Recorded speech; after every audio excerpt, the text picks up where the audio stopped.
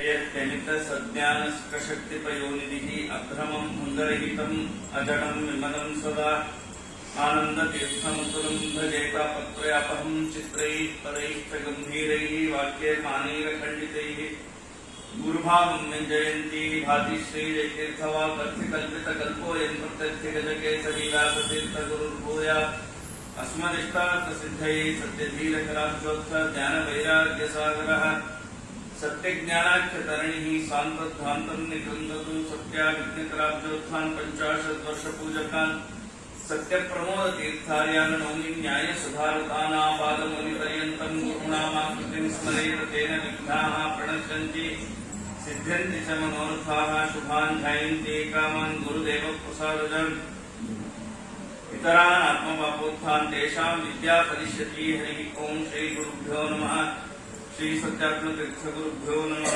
नारायणं नमस्कृत्य नरं चैव नरोत्तमं देवीं सरस्वतीं व्यासं ततो जयमुदीरयेत् स्वस्तस्तु अशेष सन्मङ्गलानि भवन्तु। ಪರಮ ಪವಿತ್ರವಾದಂತಹ ವೇದವ್ಯಾಸರು ರಚನೆ ಮಾಡಿದ 18 ಪುರಾಣಗಳಲ್ಲಿ ಪ್ರಸಿದ್ಧವಾದ ಒಂದು ಪುರಾಣ ಮಾರ್ಕಂಡೇಯ ಪುರಾಣ. ಪುರಾಣ ಪ್ರಪಂಚವನ್ನ ತೆಗೆದು ಬಿಟ್ರೆ ಮುಚ್ಚಲಿಕ್ಕೆ ಮನಸ್ಸು ಬರೋದಿಲ್ಲ. ಅಷ್ಟು ರಾಶಿ ರಾಶಿ ವಿಷಯಗಳು ಪುರಾಣಗಳಲ್ಲಿ ಇದೆ. ಒಂದೊಂದು ಪುರಾಣದಲ್ಲಿ ಇದೆ. ಅನೇಕ ಅರ್ಥಗಳು ಪುರಾಣಕ್ಕೆ ಇದೆ. ಅನೇಕ ವಿಚಾರಗಳು ಸೃಷ್ಟಿಯ ಬಗ್ಗೆ, ಸ್ಥಿತಿಯ ಬಗ್ಗೆ, ಯುಗಗಳ ಬಗ್ಗೆ ಎಲ್ಲ ವಿಚಾರಗಳು ಪುರಾಣಗಳಲ್ಲಿ ತುಂಬಿಕೊಂಡಿದೆ. ಯಾಕೆ ಪುರಾಣವನ್ನ ಕೇಳಬೇಕು? ನಾ ಯಾವಾಗಲೂ ಒಂದು ಮಾತು ಹೇಳ್ತಾ ಇದ್ದೆ, ನಾವೇ ನಮ್ಮ ಸಂಸ್ಕೃತಿಗೆ, ನಮ್ಮ ಸಂಸ್ಕೃತ ಪದಗಳಿಗೆ ಒಂದೊಂದು ಸಾರಿ ಅವಮಾನ ಮಾಡ್ತೇವೆ. ನಮಗೆ ಗೊತ್ತಿಲ್ಲ, ಮನೆಯಲ್ಲಿ ಏನೋ ಸಮಸ್ಯೆ ಆಗಿರುತ್ತೆ, ಯಾರೋ ಮುಂದೆ ಹೇಳ್ಕೊತಾ ಇರ್ತಾರೆ, ಅಯ್ಯೋ ನಮ್ಮ ಮನೆಯಲ್ಲಿ ದೊಡ್ಡ ರಾಮಾಯಣ ನಡೀತಾರೆ. ರಾಮಾಯಣ ಎಷ್ಟು ದೊಡ್ಡದ್ದದು, ಅದನ್ನ ಯಾವುದೋ ನಮ್ಮ ಮನೆ ಒಂದು ಸಣ್ಣ ಗಲಾಟೆಗೆ ನಾವು ಜೋಡಿಸ್ಕೊಂಡ್ಬಿಡುದು. ಇದು ನಾವು ರಾಮಾಯಣಕ್ಕೆ ಮಾಡುವ ಅವಮಾನ. ಅಯ್ಯೋ ಅವನದೇನ್ ಪುರಾಣ ಕೇಳೋದು, ಯಾರೋ ಏನೋ ಹೇಳ್ತಾ ಇದ್ರು ನಮಗೆ ಕೇಳಿಕ್ಕೆ ಇಷ್ಟ ಇರೋದು, ಅಯ್ಯೋ ಅವನದೇನ್ ಪುರಾಣ ಕೇಳೋದು.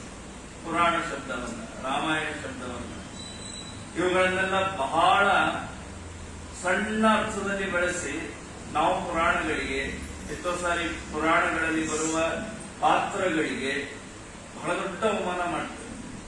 ನಮಗೆ ಗೊತ್ತಿಲ್ಲ ಅದರಿಂದ ಬರುವಂತಹ ಪಾಪಗಳ ಕಲ್ಪನೆ ಇಲ್ಲ ನಮಗೆ. ಯಾಕೆ ಇವುಗಳನ್ನ ಪುರಾಣ ಅಂತ?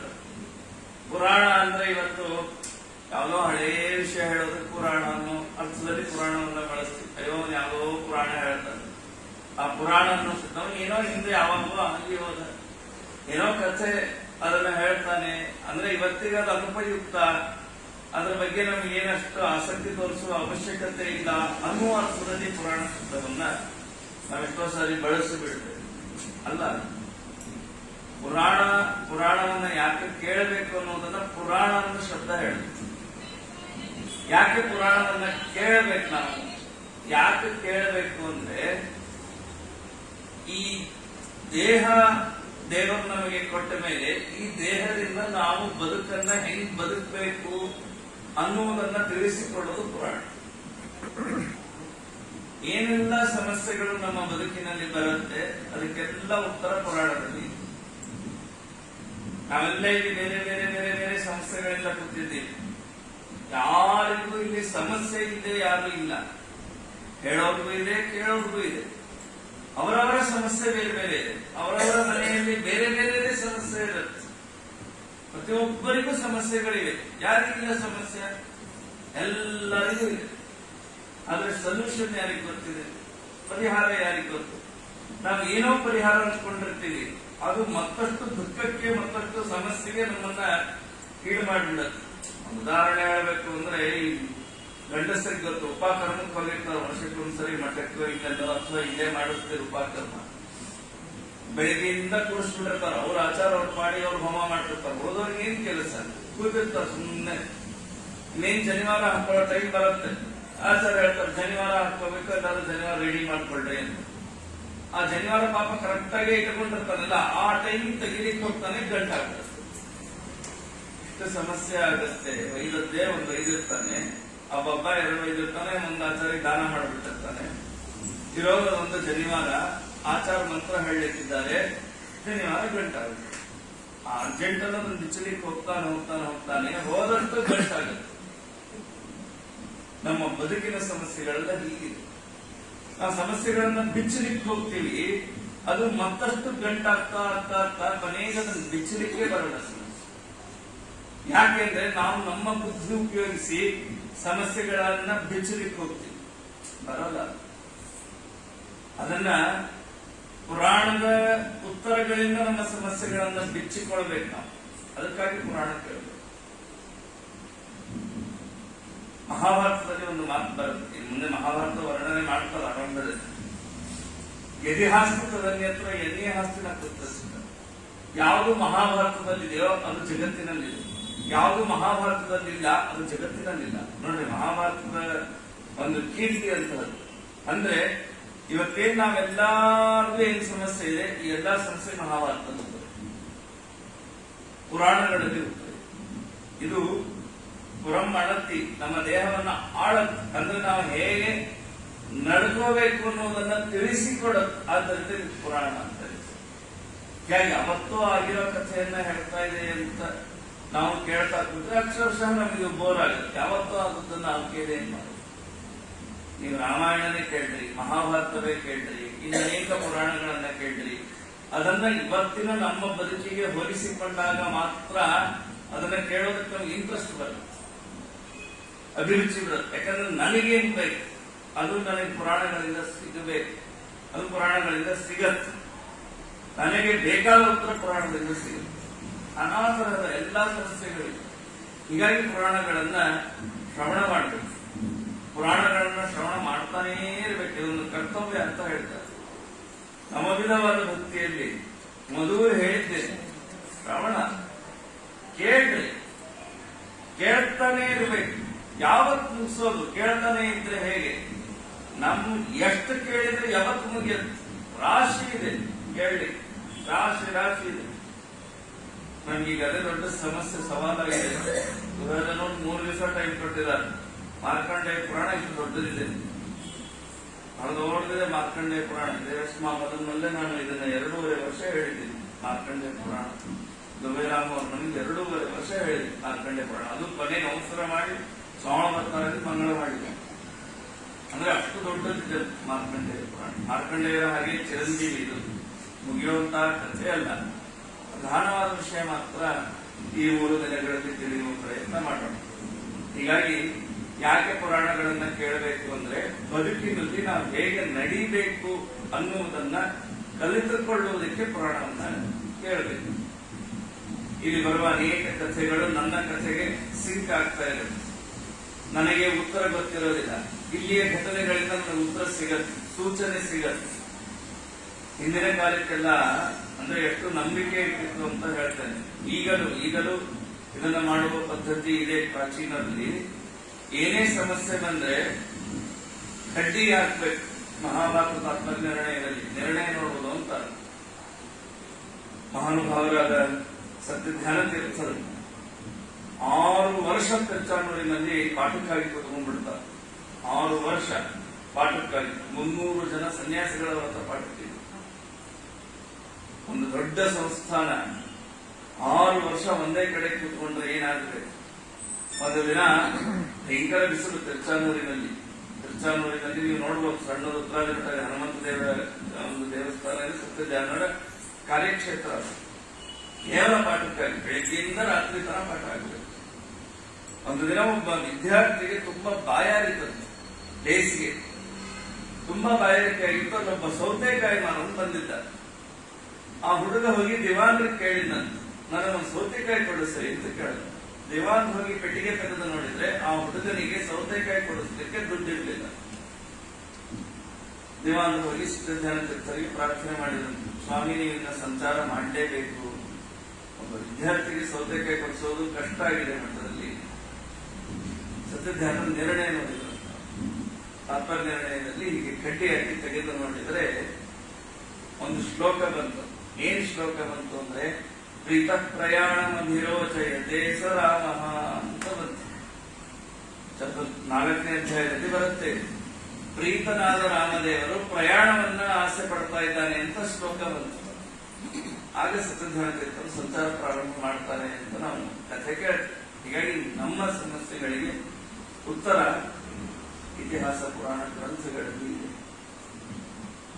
ನಾವು ಹಾಗೆ ಮಾಡ್ತೀವಿ ಅನ್ಬೇಡ್ರಿ, ಜ್ಞಾನಿಗಳ ಕೈಯಿಂದ ಮಾಡಿಸ್ಬೇಕು. ಅದನ್ನು ಹೇಳ್ತೇನೆ. ಮತ್ತೆ ನಾಳೆ ದಿನ ಭೇಟಿ ಆಗ್ತದೆ. ಬೆಳಿಗ್ಗೆ ನಾಳೆ ಬೇಗ ಹೇಳ್ಬೇಕೋ ಬೇಡ ನಿರ್ಣಯ ಹಾಗೆಲ್ಲ ಅತ್ಯಂತ ಪ್ರಧಾನವಾದ ಘಟ್ಟಗಳಲ್ಲಿ ಮಾತ್ರ ನಿರ್ಣಯಗಳನ್ನು ನೋಡಿ. ಸಣ್ಣ ಸಣ್ಣ ವಿಷಯಕ್ಕೆಲ್ಲ ನಾಳೆ ಪುರಾಣಕ್ಕೆ ಹೋಗೋದು ಬೇಡ ನಿರ್ಣಯ ತೆಗೆದು ಅದನ್ನ ಮಾಡ್ತಾರೆ. ಹೀಗಾಗಿ ಪುರಾಣಗಳಿಗೆ ವಿಚಿತ್ರ ಶಕ್ತಿ ಇದೆ. ನೀವದನ್ನ ಇದು ಹೇಗೆ ಅಂದ್ರೆ ಇದರಲ್ಲಿ ನಾವು ಎಷ್ಟು ಶ್ರದ್ಧೆಯನ್ನ ಇನ್ವೆಸ್ಟ್ ಮಾಡ್ತೀವೋ ಅಷ್ಟು ಫಲ ಇದೆ. ನಾವು ಶ್ರದ್ಧೆಯನ್ನು ಇನ್ವೆಸ್ಟ್ ಮಾಡಬೇಕು.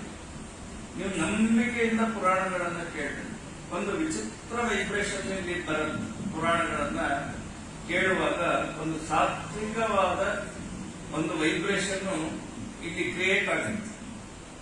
ಯಾಕಂದ್ರೆ ಪುರಾಣಗಳಿಂದ ಶಕ್ತಿ. ಮಾರ್ಕಂಡೇಯ ಪುರಾಣ ಮಹಾನುಭಾವರಾದ ಮೃಕಂಡರು ಶ್ರೀಗಳ ಮಕ್ಕಳಾದಂತಹ ಮಾರ್ಕಂಡೇಯರು ಅತ್ಯಂತ ಚಿರಂಜೀವಿಗಳು. ಯಾವ ದೇವತೆಗಳಿಗೂ ನೋಡಲಿಕ್ಕೆ ಸಾಧ್ಯ ಆಗದೇ ಇರುವಂತಹ ಪ್ರಲಯವನ್ನ ನೋಡಿದ ಮಹಾನುಭಾವರು. ಪರಮಾತ್ಮ ಮಾರ್ಕಂಡೇಯರಿಗೆ ಪ್ರಲಯವನ್ನು ತೋರಿಸಿದ್ದ. ಭಾಗವತದ 12ನೇ ಸ್ಕಂದದಲ್ಲಿ ಆ ಮಾರ್ಕಂಡೇಯರಿಗೆ ದೇವರ ಪ್ರಲಯ ತೋರಿಸಿದ ವಿಚಾರವನ್ನು ನಾವು ಕೇಳ್ತೇವೆ. ದೀರ್ಘಾಯುಷ್ಯ ಕಲ್ಪ ಪ್ರಯುಕ್ತ ಜೀವನವನ್ನ ಮಾಡಿದಂತಹ ಮಹಾನುಭಾವರು ಮಾರ್ಕಂಡೇಯ. ಅವರ ಸಂವಾದ ರೂಪದಲ್ಲಿ ಇದು ಇದೆ. ಆದ್ದರಿಂದ ಇದನ್ನ ಮಾರ್ಕಂಡೇಯ ಪುರಾಣ ಎಂಬುದಾಗಿ ಕರೆಯುತ್ತಾರೆ. ಈ ಪುರಾಣವನ್ನ ಕೇಳುವುದರಿಂದಲೂ ಕೂಡ ನಮಗೆ ಮಂಗಲ ಆಗುತ್ತೆ. ಇದರಲ್ಲಿ ಸಂದೇಹ ಇಲ್ಲ. ನಾರಾಯಣ ನಮಸ್ಕೃತ್ಯ ತರಂಚೈವ ನರೋತ್ತಮ ದೇವಿ ಸರಸ್ವತಿ ಚೈವ ತಥೋಜಯ ಮುದೀರೈ ಅಂತ ಪುರಾಣದ ಸಾಮಾನ್ಯ ಮಂಗಲ ಶ್ಲೋಕ ಇದೆ. ತಪಸ್ವಾಧ್ಯಾಯ ನಿರತಂ ಮಾರ್ಕಂಡೇಯಂ ಮಹಾಮುನಿಂ ವ್ಯಾಸಶಿಷ್ಯೋ ಮಹಾತೇಜ ಜೈನೈ ಪರ್ಯಪೃಚ್ಛತ. ತಪಸ್ವಾಧ್ಯಾಯಗಳಲ್ಲೇ ನಿರತರಾದವರು ಮಾರ್ಕಂಡೇಯರು. ದೀರ್ಘಾಯುಷ್ಯ ಇದೆ ಅಂತ ಟೈಮ್ ವೇಸ್ಟ್ ಮಾಡ್ತಾ ಇರಲಿಲ್ಲ ಅವರು. ತಪಸ್ವಾಧ್ಯಾಯ ನಿರತ, ತಪಸ್ಸು ಅಧ್ಯಯನ ಇವುಗಳಲ್ಲಿಯೇ ರತರಾಗಿ ಇರುವಂತಹ ಮಾರ್ಕಂಡೇಯರನ್ನ ವೇದವ್ಯಾಸ ದೇವರ ಶಿಷ್ಯರು ಜೈಮಿನಿಗಳು. ಅದ್ಭುತವಾದಂತಹ ಸಾಮರ್ಥ್ಯ. ಸೂತ್ರದಲ್ಲಿ ಇವರ ಹೆಸರು ಬರುತ್ತೆ. ಬ್ರಹ್ಮಸೂತ್ರದಲ್ಲಿ ವ್ಯಾಸರಿಗೆ ಅತ್ಯಂತ ಪ್ರಿಯರಾದ ಶಿಷ್ಯರು ಇವರೇ ಒಂದು ಮತ ಪ್ರವರ್ತಕರು ಹೋದ್ರು ಜೈಮಿನಿಗಳು. ಇಂತಹ ಜೈಮಿನಿಗಳು ಮಾರ್ಕಂಡೇಯ ಮುನಿಗಳನ್ನ ಪ್ರಶ್ನೆಯನ್ನ ಮಾಡ್ತಾರೆ. ಮಾರ್ಕಂಡೇಯ ಋಷಿಗಳೇ, ವೇದವ್ಯಾಸ ದೇವರು ಮಹಾಭಾರತವೆಂಬ ಒಂದು ಅದ್ಭುತವಾದ ಇತಿಹಾಸವನ್ನ ರಚನೆ ಮಾಡಿದ್ದಾರೆ. ಅನೇಕ ಶಾಸ್ತ್ರೀಯ ತತ್ವ ಸಮುಚ್ಚಯಗಳಿಂದ ಕೂಡಿದಂತಹ ಪರಮ ಪವಿತ್ರವಾದ ಗ್ರಂಥ ಅದು ಮಹಾಭಾರತ. ಆ ಮಹಾಭಾರತವನ್ನ ನಾವು ಕೇಳಿದ್ದೇವೆ. ಈಗ ನನಗೆ ಮಹಾಭಾರತದ ನಂತರದಲ್ಲಿ ಕೆಲವು ವಿಚಾರಗಳನ್ನು ಶ್ರವಣ ಮಾಡಬೇಕು ಅಂತ ಇದೆ. ಅಂದ್ರೆ ಮಹಾಭಾರತವನ್ನ ಕೇಳಿದ ಮೇಲೆ ನನಗೆ ಕೆಲವು ಪ್ರಶ್ನೆಗಳು ಬಂದಿದೆ ಅಂತ. ಕೇಳುವಾಗ ಪ್ರಶ್ನೆ ಬರಬೇಕು. ಅಂದ್ರೆ ಕೇಳ್ತಾ ಇದ್ದಾರೆ ಅಂತ ಅರ್ಥ. ಕೇಳುವಾಗ ಪ್ರಶ್ನೆನೇ ಬರೋದಿಲ್ಲ ಅಂದ್ರೆ ಅವ್ರು ಸರಿಯಾಗಿ ಕೇಳ್ತಾ ಇಲ್ಲ ಅಂತ ಅರ್ಥ. ನಮಗೆ ಸ್ವಾಮಿಗಳ ಜೊತೆ ಸಂಚಾರದಲ್ಲಿದ್ದಾಗ, ಸಂಚಾರ ಅಂದ್ರೆ ಅದು ಒಟ್ಟಾರೆ ಟೈಮ್ ಅಸ್ತವ್ಯಸ್ತ. ಅವಾಗೋ ರಾತ್ರಿ 2 ಗಂಟೆಗೆ ಊರು ಮುಟ್ಟಬೇಕು. ಅವರು ದೇವತೆಗಳು ಅವರಿಗೆ ನಿದ್ದೆ ಬೇಕಾಗಿಲ್ಲ. ನಮಗೆ ನಿದ್ದೆ ಅಂದ್ರೆ ಅತ್ಯಂತ ಪ್ರೀತಿ ನಮಗೆ. ಬೆಳಗ್ಗೆ 4:15 ಎಬ್ಬಿಸ್ಬಿಡೋದು, ಹೋಗೋದೇ 2:30, 4:15 ಪಾಠಕ್ಕೆ ಕೂತಿರ್ಬೇಕು. ಮತ್ತೆ ನಲುವ ಹಾಗಿಲ್ಲ, ಶ್ರವಣ ನೋಡ್ತಾ ಇರೋದು, ಎಲ್ಲಾರು ನೋಡಿ ಪಾಠ ಹೇಳೋದಿರ್ತಾರೆ. ಮಧ್ಯೆ ಅರ್ಥ ಆಯ್ತೋ ಇಲ್ಲ ಅಂತ ಕೇಳಬೇಕು. ಹೂ ಒಂದು ಬಿಟ್ರೆ ಏನ್ ಅರ್ಥ ಆಯ್ತು ಹೇಳೋದು ನಮ್ಗೆ ಗೊತ್ತೇ ಇರೋದಿಲ್ಲ. ಅದ್ರಲ್ಲಿ ನಿದ್ದೆ ಮಗು. ಪ್ರಶ್ನೆ ಏನ್ ಪ್ರಶ್ನೆ ಬಂದಿಲ್ಲ ಏನೋ ಅನ್ಬೇಕು. ಶ್ರವಣ ಪ್ರಶ್ನೆ ಬರಬೇಕು ಅಂತ. ನೀವು ಪ್ರಶ್ನೆ ಕೇಳ್ತಾ ಇಲ್ಲ ಅಂದ್ರೆ ನೀವು ಕೇಳ್ತಾನೆ ಇಲ್ಲ ಅಂತ ಅರ್ಥ. ಹೀಗಾಗಿ ಇವರೇನ್ ಜೈಮಿನಿಗಳು, ಮಹಾಜ್ಞಾನಿಗಳು, ಅವರಂತಾರೆ ನನಗೆ ಕೆಲವು ಪ್ರಶ್ನೆ ಬಂದಿದೆ ಎಂದು. ಅಸ್ಮಾನ್ ಮಾನುಷತಾಂ ಪ್ರಾಪ್ತೋ ನಿರ್ಗುಣೋಪಿ ಜನಾರ್ದನ ವಾಸುದೇವೋ ಜಗತ್ಸೂಚಿ ಸ್ಥಿತಿ ಸಂಯಮ ಕಾರಣಂ. ದೇವರು ಕೃಷ್ಣನಾಗಿ ಯಾಕೆ ಅವತಾರ ಮಾಡಿದ್ದಾರೆ? ಇದು ಮೊದಲನೇ ಪ್ರಶ್ನೆ. ಜಗತ್ತಿನಲ್ಲಿ ಗಂಡಸರು ಅನೇಕ ವಿವಾಹ ಮಾಡಿಕೊಳ್ಳುವ ಪದ್ಧತಿ ಇದೆ, ಆದರೆ ಹೆಣ್ಣು ಮಕ್ಕಳು ಅನೇಕ ಗಂಡಂದರನ್ನ ವಿವಾಹ ಮಾಡಿಕೊಳ್ಳುವಂತಹ ಪದ್ಧತಿ ಪುರಾಣದಲ್ಲಿ ಇಲ್ಲ. ಈಗ ಅದು ಶುರುವಾಗಿದೆ, ಅದು ದುರಂತ. ಆದ್ರೆ ದ್ರುಪದನ ಮಗಳಾದ ದ್ರೌಪದಿ ಪಾಂಡವರನ್ನ ಮದುವೆ ಮಾಡಿಕೊಂಡಿದ್ದಾಳಲ್ಲ. ಪಂಚಾನಾಂ ಮಹಿಷಿ ಕೃಷ್ಣ ಹೆತ್ರನ ಸಂಶಯೋ ಮಹಾನ್ ಅಂತ. ಇದು ಲೋಕ ವಿರುದ್ಧವಾದದ್ದು. ದ್ರೌಪದಿ ಯಾಕೆ 5 ಜನರನ್ನು ಮದುವೆ ಮಾಡಿಕೊಂಡು? ಮತ್ತು ಭೇಷಜಂ ಬ್ರಹ್ಮಹತ್ಯಾಯ ಬಲದೇವೋ ಮಹಾಬಲಃ. ಮಹಾಬಲಿಷ್ಠನಾದಂತಹ ಬಲರಾಮ ತೀರ್ಥಯಾತ್ರೆಯನ್ನು ಕೈಗೊಳ್ಳುವ ಪ್ರಸಂಗದಿಂದ ಬ್ರಹ್ಮಹತ್ಯಾ ಪಾತಕಕ್ಕೆ ಪ್ರಾಯಶ್ಚಿತ್ತವನ್ನ ಮಾಡಿಕೊಳ್ಳುವಂತಹ ಅವಶ್ಯಕತೆ ಏನಿತ್ತು. ಕಥಂಚ ದ್ರೌಪದೇಯಾಸ್ತೆ ಅಕೃತದಾರ ಮಹಾರಥಾಃ. ನೋಡ್ರಿ, ದ್ರೌಪದಿಯ ಮಕ್ಕಳು ಎಂಥ ಪಾಂಡವರ ಮಕ್ಕಳವರು.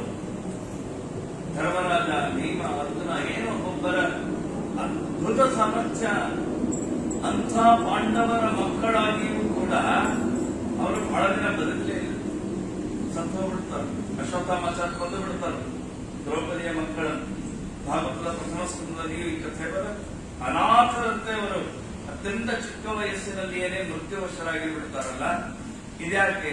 ನನ್ನ ಈ ಎಲ್ಲಾ ಸಂದೇಹಗಳಿಗೆ ನೀವು ಉತ್ತರವನ್ನ ಹೇಳಬೇಕು ಅಂತ ಜೈಮಿನಿಗಳು ಮಾರ್ಕಂಡೇಯರನ್ನ ಕೇಳ್ತಾರೆ. ಇದರಿಂದ ಒಂದು ತಿಳ್ಕೊಳ್ಳಿ, ನಾನು ಮಹಾಬಲಿಷ್ಠ, ನನಗೆ ಬೇಕಾದಷ್ಟು ಶ್ರೀಮಂತಿಕೆ ಇದೆ, ನಾನು ಹೆಲ್ತ್ ಇನ್ಶೂರೆನ್ಸ್ ಮಾಡಿಸಿದ್ದೀನಿ. ಯಾವುದು ನಮ್ಮ ಆಯುಷ್ಯವನ್ನ ನಿರ್ಣಯ ಮಾಡುತ್ತೆ, ನಮ್ಮ ಮೃತ್ಯುವನ್ನ ಯಾವುದು ಮುಂದಾಕೋದಿಲ್ಲ. ನೋಡ್ರಿ, ಅಂಥ ಪಾಂಡವರ ಮಕ್ಕಳಿಗೇನೆ ಏನಿಲ್ಲ, ಅಸ್ತಿತ್ವ ಉಳಿದಿಲ್ಲ, ಬದುಕಲಿಲ್ಲ, ಚಿಕ್ಕ ವಯಸ್ಸಲ್ಲಿ ಸಿಕ್ತವರು. ಆದ್ದರಿಂದಾಗಿ ಮಾರ್ಕಂಡೇಯರಂತ ಎಂಥ ಟೈಮಿಗೆ ಬಂದು ಕೇಳ್ತಾ ಇದ್ವಿ. ಕ್ರಿಯಾಕಾಲೋ ಯಮಸ್ಮಾಕಂ ಸಂಪ್ರಾಪ್ತೋ ಮುನಿಸತ್ತಮ ವಿಸ್ತರೇ ಚಾಪಿ ಮತ್ತವ್ಯೆ ನೈಷಕಾಲ ಪ್ರಶಸ್ಯತೆ. ಕ್ರಿಯಾಕಾಲ, ಇದರ ಬಗ್ಗೆ ಮತ್ತೆ ಇವೆಲ್ಲ ಹೇಳ್ತಾ ಕೂತ್ರೆ ಪುರಾಣ ಮುಂದವಲ್ಲ, ಅದನ್ನ ಹೇಳದೇ ಇರ್ಬೇಕಾಗುತ್ತೆ. ಪ್ರಾಚೀನರು ಸಮಯಕ್ಕೆ ಎಷ್ಟು ಬೆಲೆ ಕೊಡ್ತಾ ಇದ್ರು ಅಂದ್ರೆ, ಯಾವಾಗ ಜೈಮಿನಿಗಳು ಬಂದು ಪ್ರಶ್ನೆ ಕೇಳಿದ್ರಲ್ಲ, ಅವಾಗ ನಿತ್ಯ ಕರ್ಮಾನುಷ್ಠಾನ ಕಾಲ ಆಗಿತ್ತು. ಅಂದ್ರೆ ಸಂಧ್ಯಾಕಾಲಕ್ಕೆ ಸಂಧ್ಯಾವಂದನೆಗೆ ಬಹಳ ಪ್ರಾಶಸ್ತ್ಯ ಹೇಳುತ್ತಾರೆ.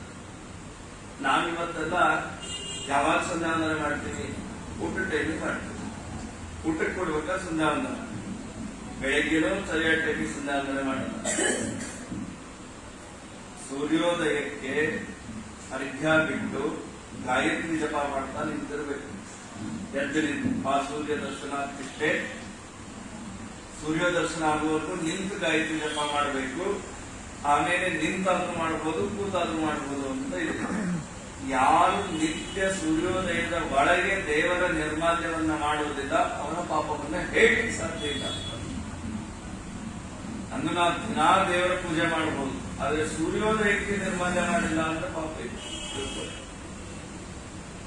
ಹೀಗಾಗಿ ಬೆಳಿಗ್ಗೆನೂ ಸರಿಯಾದ ಟೈಮಿಗೆ ಸಂಧ್ಯಾವಂದನೆ ಮಾಡಲ್ಲ.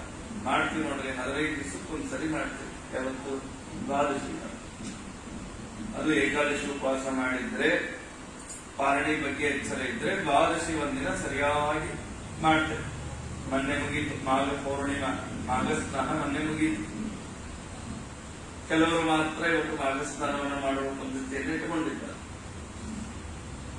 ನಮ್ಮ ಸತ್ಯ ಪ್ರಮೋದ ತೀರ್ಥ ಶ್ರೀಪಾದಂಗಳವರ ಶಿಷ್ಯರು ಅನೇಕ ಜನರನ್ನು ನಾವು ನೋಡಿದ್ದೇವೆ. ಈಗೂ ಅನೇಕ ಜನ ಇದ್ದಾರೆ. ಸತ್ಯ ಪ್ರಮೋದರ ಶಿಷ್ಯರಲ್ಲಿ ಒಂದು ಗುಣ ಏನಿದೆ ಅಂದ್ರೆ, ಬೇಕಾದಷ್ಟು ಹೊತ್ತಿಗೆ ಮನೆಯಲ್ಲಿ ಬೆಳಗ್ಗೆ 4:30 ಪೂಜೆ ಮಾಡಿ ದೇವರ ಕಟ್ಟಿನ ಕೂತಿರ್ತಾರೆ. ಅನೇಕ ಜನ ಈಗೂ ಇದ್ದಾರೆ, ತುಂಬಾ ವಯಸ್ಸಾಗಿದೆ, ಹಿರಿಯ ವಿದ್ವಾಂಸರು. ಬೆಳಗ್ಗೆ ಪೂಜಾ ಮಾಡಿರ್ತಾರೆ, 4:30 ಸ್ನಾನ ಆಗಿರುತ್ತೆ. ಎಷ್ಟೊತ್ತಿಗೆ ಮನೆಯಲ್ಲಿ ಅಲ್ಲ, ಪ್ರಾಚೀನರಲ್ಲಿ ಆ ಒಂದು ಪದ್ಧತಿ ಇತ್ತು, ದೀಕ್ಷಾ ಇತ್ತು. ನಾವೇನ್ ಮಾಡ್ತೀವಿ ಅಂದ್ರೆ, ನಾವೇ ಧರ್ಮಗಳನ್ನ ತಿದ್ದಲಿಕ್ಕೆ ಪ್ರಯತ್ನ ಮಾಡ್ತೀವಿ. ಪರವಾಗಿಲ್ಲ, ನಡೆಯುತ್ತೆ. ನಾವು ಕೇಳೋದು ಅಂತ ಆಚಾರ್ಯ ಕೇಳಿರ್ತೀವಿ. ಆ ಆಚಾರ್ಯ ಕೇಳ್ತೀವಿ ಅಂದ್ರೆ ಅವ್ರ ಆಚಾರ್ಯ ಹೆಂಗೆ ಹೇಳ್ಬೇಕು ಅಂದ್ರೆ ಅಯ್ಯೋ ನಡೆಯುತ್ತೆ. ಮತ್ತೆ ಮಾಘಸ್ನಾನ ಮಾಡದೇ ಪರವಾಗಿಲ್ಲ, ಹುಣ್ಣಿಮೆ ಮಾಡಿದ್ರೆ ಸಾಕು, ಯಾಕೆ ಕಷ್ಟಪಡ್ತೀವಿ. ಅಯ್ಯೋ ಆಚಾರ್ಯ ಹೇಳಿದ ಹುಣ್ಣಿಮೆ ಮಾಡಿದ್ರೆ ಸಾಕು, ಅದನ್ನೊಂದು ವಾಟ್ಸಪ್ ಅಲ್ಲಿ ಹಾಕ್ಬಿಡೋದಿಲ್ಲ, ಆಚಾರ್ಯ ಹೆಸರಾಗಿ ಕೃಷ್ಣ ಅಂತ. ಇಂಥ ಆಚಾರ್ಯ ಕೇಳೋದು. ಮತ್ತೆ ಇನ್ಯಾರನ್ನ ಕೇಳ್ತೇವೆ, ಅವ್ರು ದಿನ ಮಾಡ್ಬೇಕು ಅಂದ್ರೆ ಏನ್ ಆಚಾರ್ಯ ಸರಿನಾ ಅವ್ರನ್ನ ಬೇಕು ಅಂತ ಹಿಂಗೆಲ್ಲ ಇರುತ್ತೆ. ಅವ್ರ ಮಾರ್ಕಂಡೇ ಎಂಥ ದೀಕ್ಷಾ ನೋಡಿ. ತಿಳ್ಕೊಳ್ರಿ, ನಮ್ಮ ಬದುಕಿನ ದೀರ್ಘಾವಧಿಗೆ ಯಾವುದು ಮುಖ್ಯ ಕಾರಣ ಅಂದ್ರೆ ನಮ್ಮ ಅನುಷ್ಠಾನಗಳ ಕಾರಣ. ಅನುಷ್ಠಾನಗಳ ಕಾರಣ. ಇವತ್ತೆಲ್ಲ 50-60ಕ್ಕೆಲ್ಲ ಪೂರ್ತಿ ಹಣ್ಣಾಗೋಗ್ಬಿಡ್ತೀವಿ. ಮೊನ್ನೆ ಯಾರೋ ಒಬ್ರು ನಮ್ಮ ವಿದ್ಯಾರ್ಥಿಯೊಬ್ಬ ಹೇಳ್ತಾ ಇದ್ದ, ಅವನು ಒಂದು ಎಕ್ಸಾಮ್ ಕಟ್ಟಿದ್ದ. ಆ ಎಕ್ಸಾಮಿಗೆ ಅಂದ್ರೆ ಒಂದೇನೋ ಕಾಂಪಿಟೇಷನ್ ಇಲ್ಲೇ ಮೈಲಾಪುರ ಕಾಲೇಜಲ್ಲಿ. ಅದರಲ್ಲಿ 3 ಜನ ಸ್ಪರ್ಧಿಗಳಂತೆ. ಇವ್ರು ಹೋಗಿದ್ದಾರೆ, ಇಬ್ಬರೇ ಇದ್ದಾರೆ. ಇನ್ನೊಬ್ಬ ಯಾಕೆ ಬಂದಿಲ್ಲ ಅಂತ ವಿಚಾರಿಸಿದ್ರೆ ಬರೀ ಹಿಂಗ್ ಉಸಿರಾಟ ತೊಂದ್ರೆ 2 ದಿನದ ಪ್ರಾಣ ಹೋಗ್ತದೆ. ಎಷ್ಟು ವಯಸ್ಸು ಅಂದ್ರೆ 27 ವರ್ಷ. 20 ವರ್ಷಕ್ಕೆ 16 ವರ್ಷಕ್ಕೆ ಶುಗರ್ ಬರುತ್ತೆ, ಬಿಪಿ ಬರುತ್ತೆ. 22-25 ವರ್ಷಕ್ಕೆ ಹಾರ್ಟ್ ಅಟ್ಯಾಕ್ ಬರುವಂತಹ ಕಾಲ ಬಂದಿದೆ. ಹೀಗಾಗಿ ಇದೆಲ್ಲ ಯಾಕೆ ಆಗ್ತಾ ಇದೆ ಅಂದ್ರೆ ಒಂದು ಇವತ್ತು ನಮ್ಮ ಜೀವನ ಶೈಲಿ. ಜೀವನ ಶೈಲಿ ಅಂದ್ರೆ ಅದರಲ್ಲಿ ಇದೆಲ್ಲ ಬಂದ್ಬಿಡುತ್ತೆ. ಅಲ್ಲೇ ಹೇಳೋ ಟೈಮಿಗೆ ಹೇಳಲ್ಲ, ತಿನ್ನೋ ಟೈಮಿಗೆ ತಿನ್ನಲ್ಲ, ಮಲಗೋ ಟೈಮಿಗೆ ಮಲಗಲ್ಲ. 3 ಸಮಸ್ಯೆ ಇರುತ್ತೆ. ಮಲಗೋ ಟೈಮಿಗೆ ಹೇಳ್ತೀವಿ, ಹೇಳೋ ಟೈಮಿಗೆ ಮಲಗ್ತೀವಿ. ಎಲ್ಲೆಲ್ಲೋ ಮಧ್ಯರಾತ್ರಿ ತಿಂತಾರೆ ನೋಡ್ರಿ ನೀವು. ರಾತ್ರಿ 12-1 ಗಂಟೆಗೆ ಅಷ್ಟು ರಶ್ ಇರುತ್ತೆ. ರಾತ್ರಿ 12-1 ಗಂಟೆಗೆ ರಾಕ್ಷಸರು ಓಡಾಡೋ ಟೈಮ್, ಅವಾಗ ತಿಂತಾರೆ. ಯಾವಾಗ ಜೀರ್ಣ ಆಗ್ಬೇಕು? ದೇಹದ ಸಿಸ್ಟಮ್ ಒಂದಿದೆ, ಅದು ಹೇಗೆ ಕೆಲಸ ಮಾಡಬೇಕು. ಆದ್ದರಿಂದಾಗಿ ನಿತ್ಯ ಮಾಡಬೇಕಾದ ಕಾಲಗಳಲ್ಲಿ ಏನೇನು ಅನುಷ್ಠಾನಗಳನ್ನ ಮಾಡಬೇಕು ಅದರದೇ ಟೈಮಿಂಗ್ ಮಾಡಬೇಕು. ಈ ಕೆಲವರು ವಿತಂಡವಾದ ಮಾಡ್ತಾರೆ. ಸಾಯಂಕಾಲ 5ಕ್ಕೆ ಸಂಧ್ಯಾವಂದನೆ ಮಾಡ್ಬೇಕು, ಯಾಕೆ 8ಕ್ಕೆ ಸಂಧ್ಯಾವಂದನೆ ಮಾಡಿದ್ರೆ ಆಗಲ್ವಾ, ಮಂತ್ರ ಬರಲ್ವಾ, ಹಿಂಗೆಲ್ಲ ಮಾತಾಡ್ತಾರೆ. ಅಲ್ಲ, ಅದನ್ನ ಅವಾಗವಾಗೇ ಮಾಡಬೇಕು, ಅದನ್ನಲ್ಲೇ ಮಾಡಬೇಕು, ಹಾಗೆ ಮಾಡಬೇಕು. ಮಾರ್ಕಂಡೇಯರು ಅಂತ ನೀನ್ ಕೇಳಿರೋ ಟೈಮ್ ನಾನು ಉತ್ತರ ಕೊಡ್ಲಿಕ್ಕೆ ಆಸೆ ಇದೆ, ಆದ್ರೆ ನಾನು ನಿತ್ಯಾನ್ಹಿಕವನ್ನ ಮಾಡುವ ಟೈಮಿಗೆ ಬಂದಿದ್ದೆ. ನಾನು ಈ ಟೈಮಿಗೆ ನೀನು ವಿಸ್ತಾರವಾಗಿ ಏನು ಹೇಳಲಿಕ್ಕೆ ಸಾಧ್ಯ ಇಲ್ಲ. ಏತು ವಕ್ಷಂತಿ ವಕ್ಷೇಹಂ ತಾನಹಂ ಜೈಮಿನೇ ಸಹ. ಆದ್ರೆ ಒಂದ್ ಹೇಳ್ತೀನಿ ನಾನು. ಏನ್ ಹೇಳ್ತೀನಿ ಅಂದ್ರೆ, ನಿನಗೆ ಈ ವಿಷಯಗಳನ್ನು ಉಪದೇಶ ಮಾಡುವ ಯಾರು ಅತ್ಯಂತ ಸಮರ್ಥರು ಅನ್ನೋದು ನಿನಗೆ ಹೇಳ್ತೀನಿ. ಯಾರು ಅಂತ ಹೇಳಿದ್ರೆ ಜೈಮಿನಿಗಳಿಗೆ ಏನ್ ಕುತೂಹಲ, ಬಟ್ ಆ ಪ್ರಶ್ನೆಗಳಿಗೆ ಉತ್ತರ ತಿಳ್ಕೋಬೇಕಾಗಿ. ಮಾರ್ಕಂಡೇಯರನ್ನು 4 ಪಕ್ಷಿಗಳಿದೆ. ಆ 4 ಪಕ್ಷಿಗಳು ನಿನ್ನ ಪ್ರಶ್ನೆಗಳಿಗೆ ಉತ್ತರ ಹೇಳ್ತವೆ. ಪಿಂಗಾಕ್ಷಶ್ಚ ವಿಭೋದಶ್ಚ ಸುಪುತ್ರ ಸುಮುಖಸ್ತತ ದ್ರೋಣಪುತ್ರ ಖಗಶ್ರೇಷ್ಠ ತತ್ವಜ್ಞಾ ಶಾಸ್ತ್ರಚಿಂತಕ. ಪಿಂಗಾಕ್ಷ, ವಿಭೋದ, ಸುಪುತ್ರ, ಸುಮುಖ ಅಂತ ಇವೇ ಆ 4 ಪಕ್ಷಿಗಳು. ದ್ರೋಣ ಎಂಬ ಪಕ್ಷಿಯ ಮಕ್ಕಳು. ಈ ಪಕ್ಷಿಗಳು ಯಾವಾಗಲೂ ಶಾಸ್ತ್ರಾರ್ಥವನ್ನು ಚಿಂತನೆ ಮಾಡ್ತಾ ತತ್ವಜ್ಞಾನಿಗಳಾಗಿವೆ. ವೇದಶಾಸ್ತ್ರಗಳಲ್ಲಿ ಹೇಳಿರುವ ಅರ್ಥಗಳನ್ನ ಸ್ಖಲಿತವಾಗಿ ಮಾತನಾಡುವ ಸಾಮರ್ಥ್ಯ ಪಕ್ಷಿಗಳಿಗಿದೆ. ಆ ಪಕ್ಷಿಗಳು ನಿನಗೆ ಈ ಎಲ್ಲ ಸಮಸ್ಯೆಗಳಿಗೆ ಉತ್ತರವನ್ನ ಹೇಳ್ತವೆ. ವಿಂಧ್ಯ ಪರ್ವತದ ಒಂದು ಗುಹೆಯ ಮಧ್ಯದಲ್ಲಿ ವಾಸ ಮಾಡ್ತಾವೆ. ನೀನಲ್ಲಿ ಹೋಗಿ ಉತ್ತರವನ್ನ ಕಂಡುಕೋ ಅಂತ ಮಾರ್ಕಂಡೇಯರು ಜೈಮಿನಿಗಳಿಗೆ ಹೇಳಿದರು. ಆಶ್ಚರ್ಯ ಆಗೋಯ್ತು ಜೈಮಿನಿ ಋಷಿಗಳಿಗೆ. ಮನುಷ್ಯರೇ ಮಾತಾಡಲ್ಲ ಸರಿಯಾಗಿ, ಸ್ಪಷ್ಟವಾಗಿ ಎಲ್ಲರಿಗೂ ಮಾತಾಡ್ಲಿಕ್ಕೆ ಬರಲ್ಲ. ನಮ್ಗೆ ನಮ್ಮ ಗುರುಗಳು ಯಾವಾಗಲೂ ಹೇಳೋದು, ಸ್ವಾಮಿಗಳಿಂದ ಸಂಚಾರದಲ್ಲಿದ್ದಾಗ ಪ್ರವಚನದಲ್ಲಿ ದಿನಾ ಪ್ರವಚನದಲ್ಲಿ ನಿಂತ್ಕೊಳ್ಳೋದು. ನಾವೆಲ್ಲಿ ಹಿಡ್ಕೊಂಡಿದ್ವಿ ಅಲ್ಲಿ ಸ್ವಾಮಿ ಪ್ರವಚನ ಇದ್ರೆ ಹೋಗ್ಬಿಡ್ತಿದ್ವಿ. ಒಂದ್ಸರಿ ಎಲ್ಲೋ ಪ್ರವಚನ ನಾವೆಲ್ಲೋ ಹಿಡ್ಕೊಂಡಿದ್ರೆ ಏನೋ ಒಂದು ಆಲಸ್ಯ ಬಿಟ್ಬಿಡ್ತಿದ್ವಿ. ಸ್ವಾಮಿಗಳು ಪ್ರವಚನಕ್ಕೆ ಬಂದ್ರಿ ಅಂತ ಹೇಳೋದು ಯಾವಾಗ. ಯಾಕೆ ಗೊತ್ತಾ, ಯಾರು ಚೆನ್ನಾಗಿ ಕೇಳ್ತಾರಲ್ಲ ಅವರು ಮಾತಾಡೋದ.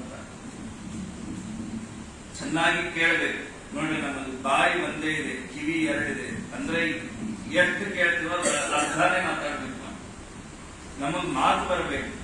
ಯಾವ ಮಗು ಹುಟ್ಟಿದಾಗಿಂದ ಕಿವುಡಾಗಿದೆಯೋ ಅದಕ್ಕೆ ಮಾತು ಬರಲ್ಲ. ಮಗು ಹೆಂಗ್ ಮಾತಾಡುತ್ತೆ? ಕೇಳಿ ಕೇಳಿ ಕೇಳಿ ಕೇಳಿ ಕೇಳಿ ಕೇಳಿ ಮಾತಾಡುತ್ತೆ. ಕೇಳುವುದೇ ಇಲ್ಲ ಅಂತ ಬಿಟ್ರೆ ಮಾತೇ ಬರಲ್ಲ. ಹೀಗಾಗಿ 2 ಕಿವಿ 1 ಬಾಯಿ. ಜಾಸ್ತಿ ಕೇಳಬೇಕು, ಕಡಿಮೆ ಮಾತಾಡಬೇಕು. ದೇವರು ಮಾಡಿಕೊಟ್ಟ ವ್ಯವಸ್ಥೆ. ನಾವೇ ಮಾತಾಡೋದು ಕಷ್ಟ. ಕೆಲವು ಶಬ್ದಗಳು ನಮಗೆ ಮಾತಾಡ್ಲಿಕ್ಕಲ್ಲ. ಈ ಪಕ್ಷಿಗಳು ಹೇಗೆ ಮಾತಾಡ್ತಾರೆ? ಪಕ್ಷಿಗಳಿಗೆ ಹೇಗೆ ಮಾತಾಡುತ್ತೆ?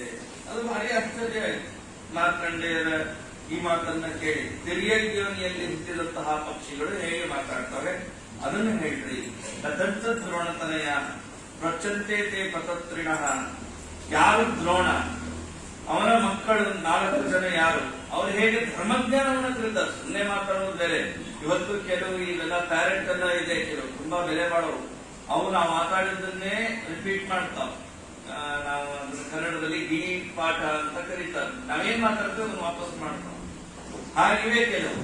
ಆದ್ರೆ ವೇದಶಾಸ್ತ್ರಗಳನ್ನ ಹೇಳುವ, ಮಹಾಭಾರತದ ಸಮಸ್ಯೆಗಳಿಗೆ ಉತ್ತರವನ್ನ ಹೇಳುವಂತಹ ಯಾವ ಪಕ್ಷಿಗಳು ಅಂದ್ರೆ ಅದೇನು ಎಂಥ ಪಕ್ಷಿಯವು, ಹೇಗೆ ಅವುಗಳಿಗೆ ಧರ್ಮಜ್ಞಾನ ಬಂತು ಅದನ್ನ ಹೇಳ್ರಿ ಅಂದಾಗ ಮಾರ್ಕಂಡೇಯರಂತಾರೆ, ನೋಡಿ ಅವರಿಗೆ ಪಾಪ ನಿತ್ಯಾನುಷ್ಠಾನಕ್ಕೆ ಅವಸರ ಆಗಿದೆ, ಇವರು ಬಿಡುತ್ತಾ ಇಲ್ಲ ಜೈಮಿನಿಗಳು.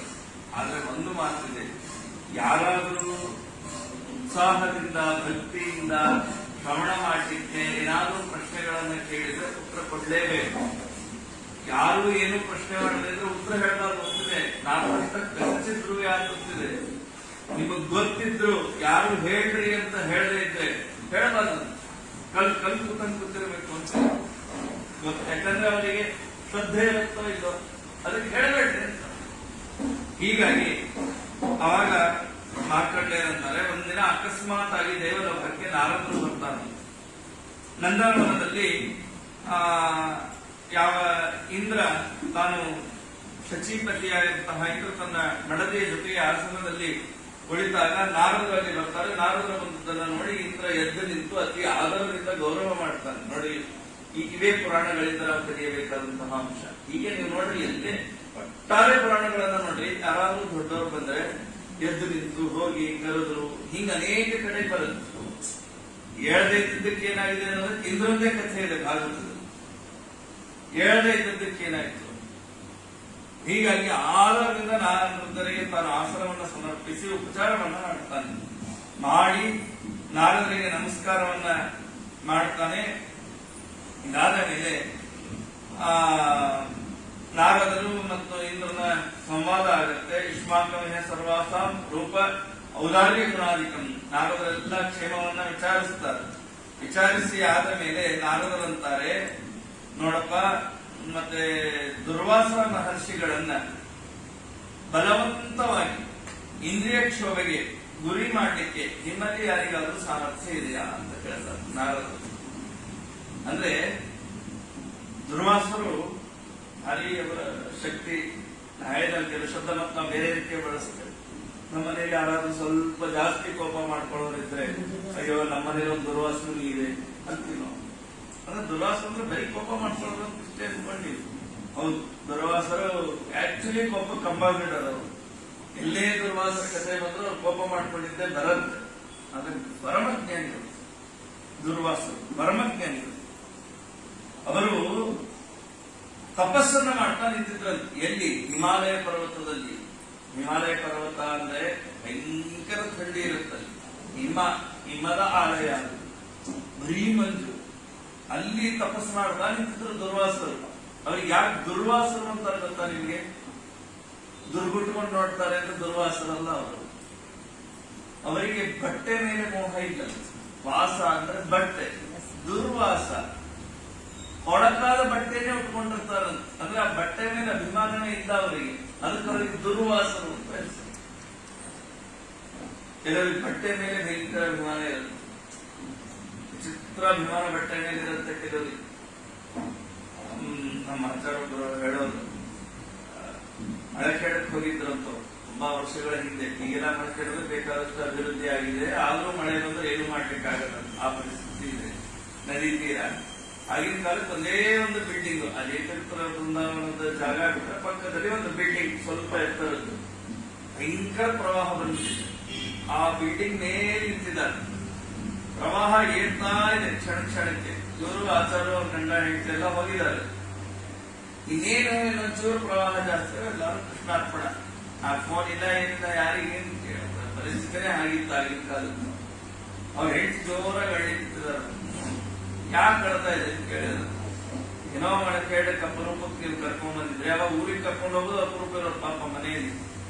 ಒಂದು ಹೊಸ ರೇಷ್ಮೆ ಸೀರೆ ತಂದಿದ್ದೆ ಉಟ್ಕೋಬೇಕು ಅಂತ, ಆ ರೇಷ್ಮೆ ಸೀರೆ ಉಟ್ಕೊಳ್ಳದೆ ಎಲ್ಲಿ ಸತ್ತು ಹೋಗ್ಬಿಡ್ತೀನೋ ಅಂತ ದುಃಖ ಆಗಿದೆ ಅಂತ ಅಳ್ತಾ ಇದೆ ಅಂತ.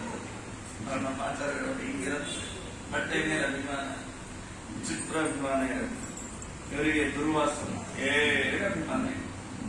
ವಾಸ ಅಂದ್ರೆ ಬಟ್ಟೆ, ಬಟ್ಟೆ ಕೊಳಕಾಗಿದ್ರು ಅವ್ರ ತಪಸ್ಸಿನ ಕಡೆಗೆ ತುಂಬಾ ಗಮನ ಕೊಡ್ತಾ ಇದ್ರು.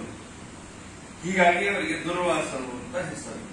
ನಾರದರಂತ ನೋಡು, ನಿನಗೆ ಇಷ್ಟ ಜನ ಅಪ್ಸರಾ ಸ್ತ್ರೀಯರ ಪರಿಚಯ ಇದೆ ಅಲ್ಲ, ಇಷ್ಟು ಅಪ್ಸರಾ ಸ್ತ್ರೀಯರಲ್ಲಿ ಯಾರು ಆ ಹಿಮಾಲಯದಲ್ಲಿ ತಪಸ್ಸು ಮಾಡುವ ದುರ್ವಾಸರನ್ನ ಕೆಡಿಸಿ ಗೆಲ್ಲಿಕ್ಕೆ ಸಾಧ್ಯ ಅಂತ ಹೇಳಿದಾಗ ನಾರದರು ತಮ್ಮೆಲ್ಲ ಅಪ್ಸರಾಸ್ತ್ರೀಯರನ್ನು ತಂದು ಮುಂದೆ ನಿಲ್ಲಿಸ್ತಾರೆ.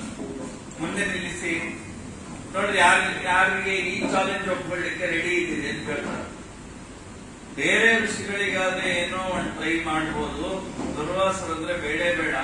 ಯಾಕಂದ್ರೆ ಬೇರೆಯವರು ಒಂಚೂರು ಏನಾದ್ರು ನಾವು ಹೆಚ್ಚು ಕಮ್ಮಿ ಮಾಡಿದ್ರೆ ಕೊನೆಗೆ ಕಾಲು ಹಿಡ್ಕೊಂಡು ತಪ್ಪಾಯ್ತು ಅಂದ್ರೆ ಕ್ಷಮಿಸ್ಬಿಡ್ತಾರೆ. ದುರ್ವಾಸರು ಮಾತಿದ್ರೆ ಶಾಪನೇ ಕೊಟ್ಬಿಡ್ತಾರೆ. ಶಾಪ ಕೊಡೋದ್ರೆ ಫೇಮಸ್ ದುರ್ವಾಸರು. ಅಂತೆ ಮಹಾಭಾರತದಲ್ಲಿ ದುರ್ಯೋಧನ ಪಾಂಡವರು ವನವಾಸಕ್ಕೆ ಹೋದಾಗ ಪಾಂಡವರು ದಿನಾ ದುರ್ಯೋಧನ ಏನ್ ಮಾಡ್ತಿದ್ದ ಅಂದ್ರೆ, ಹಿಂಗಿರುತ್ತೆ ನೋಡ್ರಿ, ನೆಮ್ಮದಿ ಅನ್ನೋದು ಎಲ್ಲಿದೆ, ಸಂಪತ್ತಿನಲ್ಲಿ ಇಲ್ಲ ತಿಳ್ಕೊಳ್ಳಿ. 13 ವರ್ಷ ಪಾಂಡವರನ್ನ ವನವಾಸ ಅಜ್ಞಾತವಾಸಕ್ಕೆ ಕಳಿಸಿ ಆಗಿತ್ತು. ದುರ್ಯೋಧನಂದೇ ರಾಜ್ಯ. ಏನ್ ಮಾಡಬಹುದಾಗಿತ್ತು ದುರ್ಯೋಧನ? ಆರಾಮ್ ರಾಜ್ಯಭಾರ ಮಾಡಬೇಕಾಗಿತ್ತು.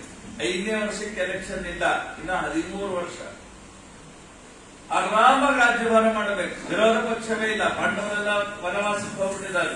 ಹೌದೋ ಇಲ್ಲ? ಮನುಷ್ಯ ಎಷ್ಟು ಕೆಟ್ಟ ಇರ್ತಾನೆ ಅಂದ್ರೆ, ದುರ್ಯೋಧನಿಗೆ ಪಾಂಡವರಲ್ಲಿ ಹೆಂಗಿದ್ದಾರೆ ಅನ್ನೋದು ಯೋಚನೆ. ದಿನಾ ಗುಪ್ತಚರನ್ನು ಕಳಿಸ್ಬೇಕಂತ, ಗುಪ್ತಚರನ್ನು ಕಳಿಸಿ ಪಾಂಡವರು ಏನಿದ್ದಾರೆ ಇವನಿಗೇನು, ಅಲ್ಲಿ ಪಾಂಡವರು ಭಯಂಕರ ಕಷ್ಟಪಡಬೇಕು. ಅದನ್ನ ಕೇಳೋದೇ ಒಂದು ಆನಂದ. ಈ ರಾಜ್ಯ, ಈ ಐಶ್ವರ್ಯ, ಪರ್ಯಂಕ, ಭಕ್ಷ್ಯ ಭೋಜ್ಯ ಅದ್ಯಾವುದೂ ಇಲ್ಲ ಕೆಲವರಿಗೆ. ಈ ತನ್ಮನೆ ತಾನು ಎಲ್ಲ ಸುಖವಾಗಿರ್ತಾನೆ. ಅವನು ಹೆಂಗಿದ್ದಾನೆ, ಅವನು ಸುಖವಾಗಿರ್ತಾನೆ, ಅದೇ ಇವರಿಗೆ ಸುಖ. ಅದಕ್ಕೆ ಕೆಟ್ಟ ಬುದ್ಧಿ ಇದು ದುರ್ಯೋಧನಿಗೆ. ಆ ಬುದ್ಧಿ ದಿನ ಕಳಿಸ್ಬೇಕು ಒಬ್ಬೊಬ್ಬರು ಗುಪ್ತಚರನ. ಅವರು ಬಂದು ವರ್ಣನೆ ಮಾಡಬೇಕು, ಮತ್ತೆ ಅವ್ರು ಕಳಿಸಿದ್ದೆ ಅದಕ್ಕೆ ಹೇಳ್ಬೇಕಂತ. ಏನ್ ಪಾಂಡವರು ಕಾಡಿನಲ್ಲಿ ಆರಾಮಾಗಿದ್ದಾರೆ. 88,000 ಜನ ಸನ್ಯಾಸಿಗಳು, ದಿನಾ ಲಕ್ಷ ಬ್ರಾಹ್ಮಣ ಭೋಜನ, ಅಗ್ನಿಯಲ್ಲಿ ವನವಾಸದಲ್ಲಿ ಅಕ್ಷಯ ಪಾತ್ರೆ, ಕುಂತಿ ದ್ರೌಪದಿ ಅಡಿಗೆ ಮಾಡ್ತಾರೆ, ಭೀಮಸೇನ ದೇವರು ಬಡಿಸ್ತಾರೆ, ಊಟ ಆಗತ್ತೆ. ಊಟ ಆದ ಮೇಲೆ ಅಲ್ಲಿ ಹುಲ್ಲು ಹಾಸಿರುತ್ತೆ, ಅದರ ಮೇಲೆ ಎಲ್ಲ ಸನ್ಯಾಸಿಗಳು ಕೂತ್ಕೊಳ್ತಾರೆ. ಇವರೆಲ್ಲ ಬಂದು ನಿಂತು ನಮಸ್ಕಾರ ಮಾಡ್ತಾರೆ. ಅವರೆಲ್ಲರೂ ಇವರಿಗೆ ಮನಸ್ಸು ತುಂಬಿ ಆಶೀರ್ವಾದ ಮಾಡ್ತಾರೆ. ಅನೇಕ ಪುರಾಣ ಕಥೆಗಳನ್ನು ಹೇಳ್ತಾರೆ. ಇವರು ಆನಂದದಿಂದ ಕೇಳ್ತಾರೆ. ಅದ್ಭುತವಾಗಿದ್ದಾರೆ, ಸುಖವಾಗಿದ್ದಾರೆ ಕಾಡಿನಲ್ಲಿ ಅಂತ ಹೇಳ್ಬೇಕು ಬಂದವರೆಲ್ಲ. ಇವರಿಗೆ ಎಷ್ಟು ಹೊಟ್ಟೆ ಉರಿ ಆಯ್ತು ಅಂದ್ರೆ, ದುರ್ವಾಸರ ಸೇವಾ ಮಾಡ್ಕೊಂಡು ದುರ್ಯೋಧನ. ದುರ್ವಾಸರ ಸೇವಾ, ದುರ್ವಾಸರನ್ನ ಒಲಿಸಿಕೊಳ್ಳೋದು ಕಷ್ಟ. ಆವ ಮಹಾಭಾರತದಲ್ಲಿ ಬರೀ ಕಷ್ಟವನ್ನ ನೋಡಿದ ಧೀಮಂತ ಮಹಿಳೆ ಕುಂತಿ ಒಬ್ಬ ರಾಜನ ಮಗಳಾಗಿ, ಒಬ್ಬ ರಾಜನ ಹೆಂಡತಿಯಾಗಿ, ರಾಜರ ತಾಯಿಯಾಗಿ ಒಂದಿನ ಸುಖಪಟ್ಟಿದ್ದ ಕುಂತಿ ಬಾಲ್ಯದಲ್ಲಿ ಭಯಂಕರ ಸೇವಾ ಮಾಡಿದ್ರು ದುರ್ವಾಸರು. ಅದಕ್ಕೆ ದುರ್ವಾಸರು ಅಪರೂಪವಾದ ವರಗಳನ್ನ ಕುಂತಿಗೆ ಕೊಟ್ಟರು. ಅದೇ ವರಗಳೇ ಮುಂದೆ ಆಕೆಗೆ ಸಂತಾನ ಪಡೀಲಿಕ್ಕೆ ಕಾರಣ ಆಯ್ತು ಮಹಾಭಾರತದಲ್ಲಿ. ಅಂದ್ರೆ ದುರ್ವಾಸರು ಸೇವಾ ಮಾಡೋದು ಎಷ್ಟು ಕಷ್ಟ ಇತ್ತು ಅಂದ್ರೆ ಇಂಪಾಸಿಬಲ್. ಅಡ್ಜಸ್ಟ್ ಆಗೋ ಸೇವೆ ಮಾಡಬಹುದು. ಅದು ಒಂದಿನ 2 ದಿನ ಮಾಡಬಹುದು. ಎಷ್ಟು ದಿನ ಸೇವೆ ಮಾಡ್ತೀರಿ? ಮಾಡ್ಲಿಕ್ಕಾಗಲ್ಲ. ಸೇವಾದ ಸ್ವಭಾವ ಹೇಗಿದೆ ಅಂದ್ರೆ ದಿನ ದಿನ ಅದು ಕಡಿಮೆ ಆಗ್ತಾ ಬರುತ್ತೆ ಹೊರತು ಜಾಸ್ತಿ ಆಗಲ್ಲ. ಒಂದ್ 7 ದಿನ ತರ್ಕೂರಿಗೆ ಹೋಗಿ ಸೇವಾ ಮಾಡಿ, ನೀವು ಮೊದಲನೇ ದಿನ ಮಾಡುವಾಗಿದ್ದ ಉತ್ಸಾಹ 7ನೇ ದಿನ ಆಯ್ತು ನಿಮ್ಗೆ ಕೈ ಆಕ್ಚುಲಿ ಇರಲ್ಲ. ಅದಕ್ಕೆ ಈ ಸೇವಾ ಇವೆಲ್ಲ 3, 5 ಮ್ಯಾಕ್ಸಿಮಮ್ 7 ದಿನ ಇರುತ್ತೆ. ಅದಕ್ಕಿಂತ ಜಾಸ್ತಿ ಯಾಕೆ ಸೇವಾ ಹೇಳಲ್ಲ? ಯಾಕಂದ್ರೆ ನಮ್ಗೆ ಮಾಡ್ಲಿಕ್ಕಾಗಲ್ಲ. ಮೊದಲೇ ದಿವಸ 7ಕ್ಕೆ ಎದ್ದು ಬಿಟ್ರೆ ಅಲ್ಲೆಲ್ಲ ಹೊರನ ಬೆಳಗ್ಗೆ ಸೂರ್ಯೋದಯಕ್ಕಿಂತ ಮೊದಲು ಹೇಳ್ಬೇಕು. ಮೊದಲೇ ದಿವಸ 4:30 ಎದ್ದು ಸ್ನಾನ ಮಾಡಿ ದರ ಬೆಳಗುತ್ತವರಿಗೆ ಪ್ರದಕ್ಷಿಣೆ ಹಾಕಿ ಅಲ್ಲೆಲ್ಲ ಇದೆ. ಮಧ್ಯಾಹ್ನ ಊಟ ಮಾಡಬಾರ್ದು, ಮಧ್ಯಾಹ್ನ ಮಲಗಬಾರ್ದು, ರಾತ್ರಿ ನೆಲದ ಮೇಲೆ ಮಲಗಬೇಕು. ಇದೆಲ್ಲ ನಿಯಮ ಇದೆ. ಒಂದೇ ಒಪ್ಪತ್ತೆ ಊಟ ಮಾಡಬೇಕು. ಮೊದಲೇ ದಿವಸ ಭಾರಿ ನಿಷ್ಠೆಯಿಂದ ಮಾಡಿಬಿಡೋದು. ಮಧ್ಯಾಹ್ನ ಅಷ್ಟು ನಿದ್ದೆ ಬರ್ತಿರುತ್ತೆ, ಹಾಗೆಯೇ ಕಡೆ ಬಿಟ್ಕೊಂಡು ಕೂತಿರ್ತಾನೆ. 2ನೇ ದಿವಸ ಕೂತಲ್ಲಿ ನಿಂತು ಬಿಡಿಸ್ತಾನೆ. 3ನೇ ದಿವಸ ಅಲ್ಲೇ ಸ್ವಲ್ಪ ಉರುಳಿ ಬಿಡುತ್ತಾನೆ. 4ನೇ ದಿವಸ ಕೃಷ್ಣಾರ್ಪಣ ಚೆನ್ನಾಗಿ ಹಾಸ್ಕೊಂಡೆ ಮಲಿಸ್ತಾನೆ. ಇದು ಸೇವಾ ಭಾವನ. ಅಂದ್ರೆ ಒಂದಿನ 2 ದಿನ ಅದು ಚಂದ ಅಷ್ಟೇ. 12 ವರ್ಷ ಸೇವೆ ಮಾಡಿದ್ದಾರೆ. ಯಾರು? ದುರ್ವಾಸರು. ಹೇಗ್ ಮಾಡಿದ್ದಾಳು ಗೊತ್ತಾ? ದುರ್ವಾಸರು ಸೇವಾ ಮಾಡೋದೇ ಕಷ್ಟ. ಯಾವಾಗೋ ಬರೋದು ಊಟಕ್ಕೆ 4 ಗಂಟೆಗೆ 5 ಗಂಟೆಗೆ ಸಾಯಂಕಾಲ ಕಾಯ್ತಾ ಕೂತಿರ್ಬೇಕು ಕುಂತಿ. ಸರಿ ಬಂದ್ರು ಅಂತ ಅಡಿಗೆ ಬಡಿಸ್ಬೇಕು ಅಂದ್ರೆ ಇವತ್ತು ನಾವು ಊಟ ಮಾಡಲ್ಲ, ಶುಕ್ರವಾರ ಉಪವಾಸ ಮಾಡ್ಬೇಕು. ಸರಿ ಮುಂದಿನ ಶುಕ್ರವಾರ ಅಡಿಗೆ ಮಾಡದೆ ಇಟ್ಟಿರ್ಬೇಕಂತ ಶುಕ್ರವಾರ ಉಪವಾಸ ಅಂದಿದ್ರು ಅಂತ ಹೇಳಿ ಅವತ್ತಂದು ಈಗ ನಂಗೆ ಹಸಿವೆ ಆಗಿದೆ ಊಟಕ್ಕೆ ಹಾಕೋದು. ಹಿಂಗೆಲ್ಲ ಅದಕ್ಕೆ ದುರ್ವಾಸರು ಅಪರೂಪದ ವರ ಕೊಟ್ಟರು. ಅಂದ್ರೆ ದುರ್ವಾಸರು ಯಾವ ದೃಷ್ಟಿಯಿಂದ ಕುಂತಿಯನ್ನು ಸೋಲಿಸ್ಲಿಕ್ಕೆ ಆಗಲಿಲ್ಲ ಸೇವೆ. ಅಂತ ದುರ್ವಾಸರು ಅವರನ್ನ ದುರ್ಯೋಧನ ಸೇವಾ ಮಾಡ್ದ. ನೋಡ್ರಿ, ಕುಂತಿ ಸೇವಾ ಮಾಡೋದಕ್ಕೂ ದುರ್ಯೋಧನ ಸೇವಾ ಮಾಡೋದಕ್ಕೂ ವ್ಯತ್ಯಾಸ. ಏನು ವರ ಬೇಕು ಅಂತ ಕೇಳಿದ್ರು ದುರ್ವಾಸರು ದುರ್ಯೋಧನಿಗೆ. ಏನು ಬೇಡ, ನೀವು 10,000 ಜನ ಸೂರ್ಯಾಸ್ತ ಆದ ಮೇಲೆ, ದ್ರೌಪದಿ ಊಟ ಆದ ಮೇಲೆ ಪಾಂಡವರ ಮನೆಗೆ ವನವಾಸದಲ್ಲಿ ಊಟಕ್ಕೆ ಹೋಗ್ಬೇಕು ಅಂತ. ನೋಡಿ ಎಷ್ಟು ನೀಚ ಬುದ್ಧಿ. ಅಂದ್ರೆ ಈ ಅಕ್ಷಯ ಪಾತ್ರೆ ಇತ್ತು. ಈ ಅಕ್ಷಯ ಪಾತ್ರೆಯಿಂದ 2 ಜನ ಬಂದು ಊಟಕ್ಕೆ ಹಾಕ್ತಾ ಇದ್ರು. ನಮ್ಮ ಮಠದಲ್ಲಿ ಅಕ್ಷಯ ಪಾತ್ರೆ ಇದೆ ತಿಳ್ಕೊಂಡ್ರೆ. ಭೀಮಸೇನ ದೇವರೇ ಅಡಿಗೆ ಮಾಡ್ತಾರಂತೆ. ರಾಮದೇವರು ಎಲ್ಲಿ ಬರ್ತಾರೋ, ಎಲ್ಲಿ ರಾಮದೇವರ ಪೂಜೆ ನಡೆಯುತ್ತೆ, ಭೀಮಸೇನ ದೇವರೇ ಅಡಿಗೆ ಮಾಡ್ತಾರೆ. ಅಕ್ಷಯ ಪಾತ್ರೆ ಇದೆ ಮಠದಲ್ಲಿ. ಇವತ್ತಿಗೂ ನೀವು ನೋಡಬಹುದು, ಮಠದಲ್ಲಿ ಅಕ್ಷಯ ಪಾತ್ರೆ ಇದೆ. ಹೀಗಾಗಿ ಅದು ಎಲ್ಲಿ ತರ ಕೆಲಸ ಮಾಡುತ್ತೆ? ಸೂರ್ಯಾಸ್ತ ಆಗುವವರೆಗೂ ಅಕ್ಷಯ ಪಾತ್ರೆ ಕೆಲಸ ಮಾಡುತ್ತೆ. ದ್ರೌಪದಿ ಊಟ ಆಯ್ತು ಅಂದ್ರೆ ಆಮೇಲೆ ಅಕ್ಷಯ ಪಾತ್ರೆ ಕೆಲಸ ಮಾಡಲ್ಲ. ಇದನ್ನು ದುರ್ಯೋಧನ ತಿಳ್ಕೊಂಡಿದ್ದ. ಅದಕ್ಕೆ ಸೂರ್ಯಾಸ್ತ ಆದ್ಮೇಲೆ ಹೋಗ್ಲಿ ಅಂತ ಒಬ್ಬರ ಆದ್ರೆ ಏನೋ ಒಂದು ತೆಗೆದಿಟ್ಟಿರ್ತಾರೆ, ಬಡಿಸ್ಬಿಡ್ಬೋದೇನೋ. 10,000 ಜನ ನಸಿದ್ಧಂ ನ ಸಾಧ್ಯಂ, ದುರ್ವಾಸರ ಕಂಡೀಷನ್. ಅವಾಗ ಹೋಗಿ ಪಾಂಡವರಿಗೆ ಹೇಳ್ತಾರೆ, ನನಗೆ ಈಗ ಹಸಿವೆ ಆಗಿದೆ, ಊಟಕ್ಕೆ ಹಾಕು. ಎಂಥ ಅಡಿಗೆ ಊಟ ಮಾಡ್ಬೇಕು ನಾನು ಅಂದ್ರೆ, ನಾನು ಬಂದ ಮೇಲೆ ಒಲೆ ಹಚ್ಚಬಾರ್ದು, ನಾನು ಬರೋಕ್ಕಿಂತ ಮೊದಲು ಮಾಡಿಟ್ಟಿರಬಾರ್ದು. ಇಂಥ ಅಡಿಗೆ ಬೇಕು ಅಂದ್ರು ಹೇಗೆ ಸಾಧ್ಯ? ಬರೋಕ್ಕಿಂತ ಮೊದಲು ಮಾಡಿಟ್ಟಿರಬಾರ್ದು, ಬಂದ ಮೇಲೆ ಒಲೆ ಹಚ್ಚಬಾರ್ದು ಅಂತ. ಅವಾಗ ಶುರು ಆಯ್ತು ನೋಡ್ರಿ ಅಡಿಗೆ. ಅದೇ ಫಾಸ್ಟ್ ಫುಡ್ ಅಂತ ಕರೀತಾರೆ. ಅತ್ಯಂತ ವಿಷಕಾರಿಯಾದದ್ದು ತಿಂತಾರೆ ನೋಡ್ರಿ. ಮ್ಯಾಗಿ ಗೀಗಿ ಎಲ್ಲ 2 ನಿಮಿಷದಲ್ಲಾಗುತ್ತೆ, 1 ನಿಮಿಷದಲ್ಲಾಗುತ್ತೆ. ಎಲ್ಲ ಏನ್ ಪರಮ ವಿಷ ಅವೆಲ್ಲ. ಜೀವನಕ್ಕೆ ಅತ್ಯಂತ ಮಾರಕವಾದಂತಹವೆಲ್ಲ. ನಿನ್ನೆಲ್ಲೂ ನೋಡ್ತಾ ಇದ್ದೆ, ಹಂದಿಯ ಮಾಂಸವನ್ನ ಹಾಕ್ತಾರೆ ಮ್ಯಾಗಿಯಲ್ಲಿ. ಯಾವುದೋ ಒಂದು ವಿಡಿಯೋ ನಿನ್ನೆ ನೋಡ್ತಾ ಇದ್ದೆ. ಸಂಭ್ರಮದಿಂದ ತಿಂತಾರೆ. ನಮ್ಮವ್ರು ಎಷ್ಟೋ ಜನ ತಿಂತಾರೆ. ದುರ್ದೈವ. 2 ತರಹ ಕಥೆ ಇದೆ. ಮತ್ತೇನ್ ಮಾಡ್ಬೇಕು? ಕುಂತಿ ಇವರಿಗೆಲ್ಲ ಒಬ್ಬನೇ ಕೃಷ್ಣನ್ ಪ್ರಾರ್ಥನೆ ಮಾಡಿದ್ರು. ಕೃಷ್ಣ ಅಂತ ಆಯ್ತು ಅಂತ 2 ತರ ಹೇಳ್ತಾರೆ. ಹಿಂಗ ಅವ್ರು ಮೈಸೂರು ಪಾರ್ಕ್ ಅನ್ಬೇಕು ದುರ್ವಾಸ ಅನ್ನೋದ್ರೊಳಗೆ ಅವ್ರ ಬಾಯಿ ಮೈಸೂರು ಪಾರ್ಕ್. ದೇವರು ಹೇಗೆ ಹಿಂಗೊಂದ್ ಕಥೆ ಹೇಳ್ತಾರೆ. ಇನ್ನೊಂದ್ ಕಥೆ ಏನಂತಾರೆ, ಆ ಅಕ್ಷಯ ಪಾತ್ರೆಗೆ ಒಂದು ಅಗಳು ಹತ್ತಿದ್ದದ್ದು. ಆ ಅಗಳು ದೇವ್ರ ಬಾಯಿಗೆ ಹಾಕೊಂಡ್ಬಿಟ್ಟು ದುರ್ವಾಸರಿಗೆಲ್ಲ ಹೊಟ್ಟೆ ತುಂಬೋಯ್ತಂತ. ಏನ್ ಊಟ ಬೇಡ ಏನ್ ಬೇಡ ಅಂತ ಹೋಗ್ಬಿಟ್ಟು. ಹೀಗಾಗಿ ಕೆಲವರೆಲ್ಲ ಹಿಂಗಿರ್ತಾರೆ. ಅಂದ್ರೆ ಇನ್ನೊಬ್ಬರ ಸಂತೋಷವನ್ನು ನೋಡಿ ಸಂಭ್ರಮಿಸ್ಲಿಕ್ಕಾಗದೆ ಅವರಿಗೆ ಹಿಂಗಾದ್ರೂ ತೊಂದರೆ ಮಾಡೋದ್ರಲ್ಲೇ ತಾವು ತಮ್ಮ ಸುಖವನ್ನು ಕಳ್ಕೊಂಡ್ಬಿಟ್ಟಿರ್ತಾರೆ. ಅಂತವರೆಲ್ಲ ಕೆಲವರು ಇದ್ದಾರೆ ಮಹಾನುಭಾವರು. ಈ ಅಪ್ಸರಾಸ್ತ್ರೀಯರೆಲ್ಲ ಅದಕ್ಕಿದ್ದಾರೆ. ಇವ್ರದೆಲ್ಲ ಏನ್ ಕೆಲಸ ಅಂದ್ರೆ ತಪಸ್ ಕೆಡಿಸೋದೇ ಕೆಲಸ. ನಾರದರು ಅಂದ್ರು, ನೀವು ಯಾರಿಗಾದ್ರೂ ತಾಕತ್ತಿದ್ರೆ ದುರ್ವಾಸ ತಪಸ್ಸನ್ನು ಕೇಳಿಸಿ. ದುರ್ವಾಸ ಮಹಾನ್ ಪ್ರಾಣಿಗಳು, ಯಾರು ಒಪ್ಪಗಳಿಲ್ಲ ಹಿಂದೆ ಸರಿದು ಬಿಟ್ಟು. ಎಲ್ಲಾರು ಹಿಂದೆ ಸರೋದ ಮೇಲೆ ಒಬ್ಬಳು ಮುಂದೆ ಬರ್ತಾಳೆ, ಒಬ್ಬ ಅಪ್ಸರಾಸ್ತ್ರಿ ಮುಂದೆ ಬರ್ತಾಳೆ. ನಾನು ದುರ್ವಾಸರನ್ನ ಕೆಡಿಸ್ತೇನೆ ತಪಸ್ಸನ್ನ ಅಂದು. ದುರ್ವಾಸನ ತಪಸ್ಸನ್ನ ಕೆಡಿಸುವ ಶಕ್ತಿ ನನಗೆ ಇದೆ, ನಾನು ಹೋಗ್ತೇನೆ. ಒಪ್ಪು ಅಂತ ಅವರ ಹೆಸರು. ಒಪ್ಪು ಎನ್ನುವಂತಹ ಅಪ್ಸರಾಸ್ತ್ರಿ ನಾನು ದುರ್ವಾಸರ ತಪಸ್ಸನ್ನ ಕೆಡಿಸಿ ಬಿಡ್ತೇನೆ ಅಂತ ಸಂಕಲ್ಪ ಮಾಡಿದಕ್ಕೆ ಧೈರ್ಯ ಆಗ್ತದೆ. ನಾನು ಅವರು ಹೋಗಿ ನೀನು ಒಂದು ಗೊತ್ತಾಯ್ತು, ನೀನೇನು ಅಷ್ಟು ಸರಳವಾಗಿ ವಾಪಸ್ ಬರೋದಿಲ್ಲ. ಯಾಕಂದ್ರೆ ದುರ್ವಾಸರು, ಯಾರು ದುರ್ವಾಸರು ಅಂದ್ರೆ ಸಾಕ್ಷಾತ್ ರುದ್ರದೇವರೇ ದುರ್ವಾಸರು. ಕೆಡಿಸೋದು ಅಂದ್ರೆ ಏನು? ಮೊದಲು ಮನಸ್ಸು ಕೆಡಬೇಕು, ಆಮೇಲೆ ಬೇರೆ ಇಂದ್ರಿಯಗಳು ಕೆಡೋದು. ಮನಸ್ಸು ಯಾರು? ಮನೋನಿಯಾಮಕರೇ ರುದ್ರದೇವರು, ಮನಸ್ಸಿಗೆ ಓನರೇ ರುದ್ರದೇವರು. ಹೀಗಾಗಿ ಮಾತು ಮನಸ್ಸು ಇವೆರಡು ಗಂಡ ಹೆಂಡತಿ. ಯಾಕೆಂದ್ರೆ ಮಾತಿಗೆ ನಿಯಾಮಕರು, ಮನಸ್ಸಿಗೆ ನಿಯಾಮಕರು ಗಂಡ ಹೆಂಡಂದಿರು. ಉಮಾವೈವಾಕ್ ಸಮುದ್ದಿಷ್ಟ ಮನೋರುದ್ರ ಉದಾರುತಃ. ಉಮಾದೇವಿ ಮಾತಿಗೆ ನಿಯಾಮಕಳು, ರುದ್ರದೇವರು ಮನಸ್ಸಿಗೆ ನಿಯಾಮಕರು. ಹೀಗಾಗಿಯೇನೆ ಯಾವಾಗ ಮನಸ್ಸು ಕೆಡುತ್ತೆ? ಮಾತಿನಿಂದ ಮನಸ್ಸು ಕೆಡುತ್ತೆ, ಬೇರೆದ್ರಿಂದಲ್ಲ. ಮಾತಿಂದ ಮನಸ್ಸು ಕೆಡೋದು. ಅದಕ್ಕೆ ಮಾತು ಮತ್ತು ಮನಸ್ಸು ಚೆನ್ನಾಗಿದ್ದು ಬಿಟ್ರೆ ದಾಂಪತ್ಯ ಚೆನ್ನಾಗಿರುತ್ತೆ. ಹೀಗಾಗಿ ವಿವಾಹ ಪೂರ್ವದಲ್ಲಿ ಗೌರಿ ಪೂಜಾ ಮಾಡಿಸ್ತಾರೆ ಕನ್ಯೆಗೆ. ಯಾಕೆ ಗೌರಿ ಪೂಜಾ ಮಾಡಿಸ್ತಾರೆ? ಅಲ್ಲಿ ರುದ್ರದೇವರ ಪೂಜೆ ಮಾಡಿಸ್ತಾರೆ. ಯಾಕೆ ಮಾಡಿಸ್ತಾರೆ? ಯಾಕೆಂದ್ರೆ ಅನ್ಯೋನ್ಯ ದಾಂಪತ್ಯ ಬರಲಿ ಅಂತ. ಯಾರ ದಾಂಪತ್ಯದಲ್ಲಿ ತೊಂದರೆ ಇದೆ ಅವರು ಉಮಾದೇವಿಯ ರುದ್ರದೇವರ ಉಪಾಸನೆಯನ್ನ ಮಾಡೋದ್ರಿಂದ ದಾಂಪತ್ಯ ಸರಿ ಹೋಗುತ್ತದೆ. ಇದೆಲ್ಲ ಇವತ್ತಿನವರಿಗೆ ಗೊತ್ತಿರಲ್ಲ, ಅದರಿಂದ ಇನ್ನೇನೋ ಮಾಡ್ತಾರೆ. ಹೀಗಾಗಿ ಉಮಾವೈವ ಸಮುದ್ದಿಷ್ಟ ಮನೋರುದ್ರ ಉದಾಹೃತ.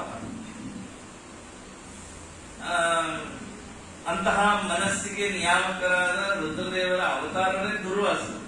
ಆದ್ರೆ ದುರ್ವಾಸನ ಮನಸ್ಸನ್ನು ಕೆಡಿಸ್ತೀನಿ ಅಂತ ಹೋಗ್ತಾಳೆ. ಯಾಕೆ? ಯಾವ ಮನ್ಮಥನನ್ನೇ ತಮ್ಮ ಮೂರನೇ ಕಣ್ಣಿನಿಂದ ಸುಟ್ಟ ಮಹಾನುಭಾವರು ರುದ್ರದೇವರು, ಅವರ ಅವತಾರ ಇವರು. ಹೋಗಿದ್ದಾಳಲ್ಲಿ ದುರ್ವಾಸಂತಿಗಳ ಹತ್ರ ಹೋಗ್ತಾಳೆ. ಹೋಗಿ ತಾನು ಅವರನ್ನ ಹೇಗಾದ್ರೂ ಮಾಡಿ ಕೆಡಿಸಬೇಕು ಅಂತ ಪ್ರಯತ್ನವನ್ನ ಮಾಡ್ತಾಳೆ. ಪ್ರಯತ್ನವನ್ನ ಮಾಡಿದಾಗ ಆಕೆ ಒಂದು ಪಕ್ಷಿಯ ರೂಪದಿಂದ ಹೋಗಿದ್ಲು.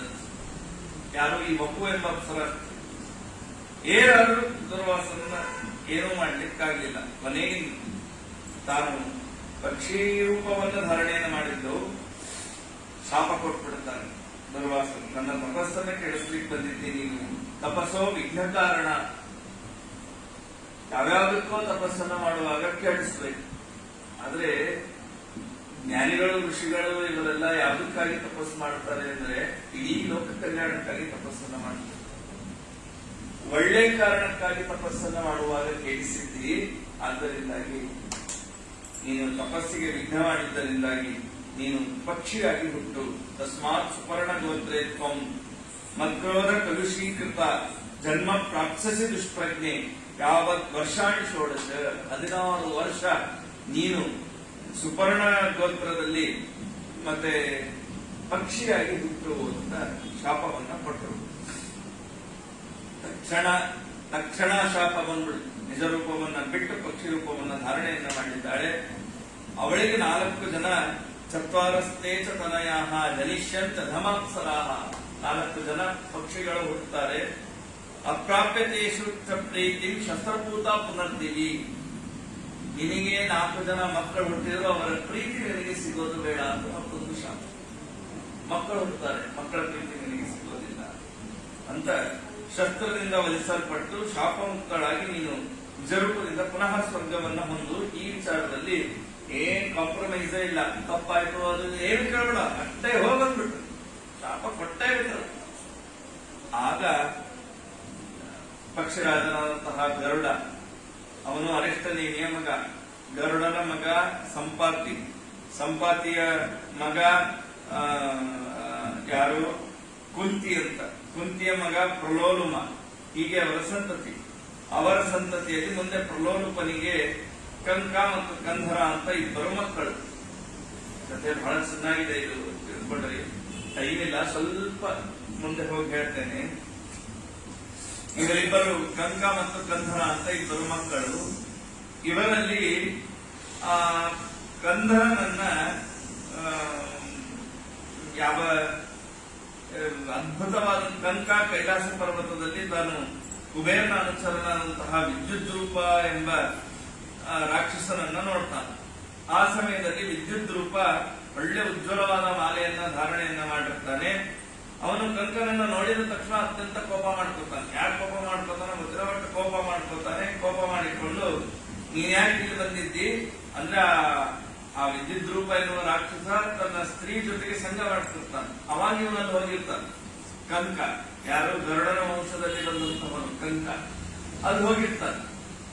ಅವನಿಗೆ ಕೋಪ ಬರುತ್ತೆ. ಕೋಪ ಬಂದಂತೆ ಇಬ್ಬರ ಮಧ್ಯದಲ್ಲಿ ಯುದ್ಧ ಆಗುತ್ತೆ. ಯುದ್ಧ ಆಗಿ ಅವನು ಯಾವ ವಿದ್ಯುತ್ ರೂಪ ಎನ್ನುವಂತಹ ರಾಕ್ಷಸ ಅತ್ಯಂತ ಕುಪಿತನಾಗಿ ಖಡ್ಗದಿಂದ ಕಂಕನ ಕತ್ತನ್ನು ಕತ್ತರಿಸಿಬಿಡ್ತಾನೆ.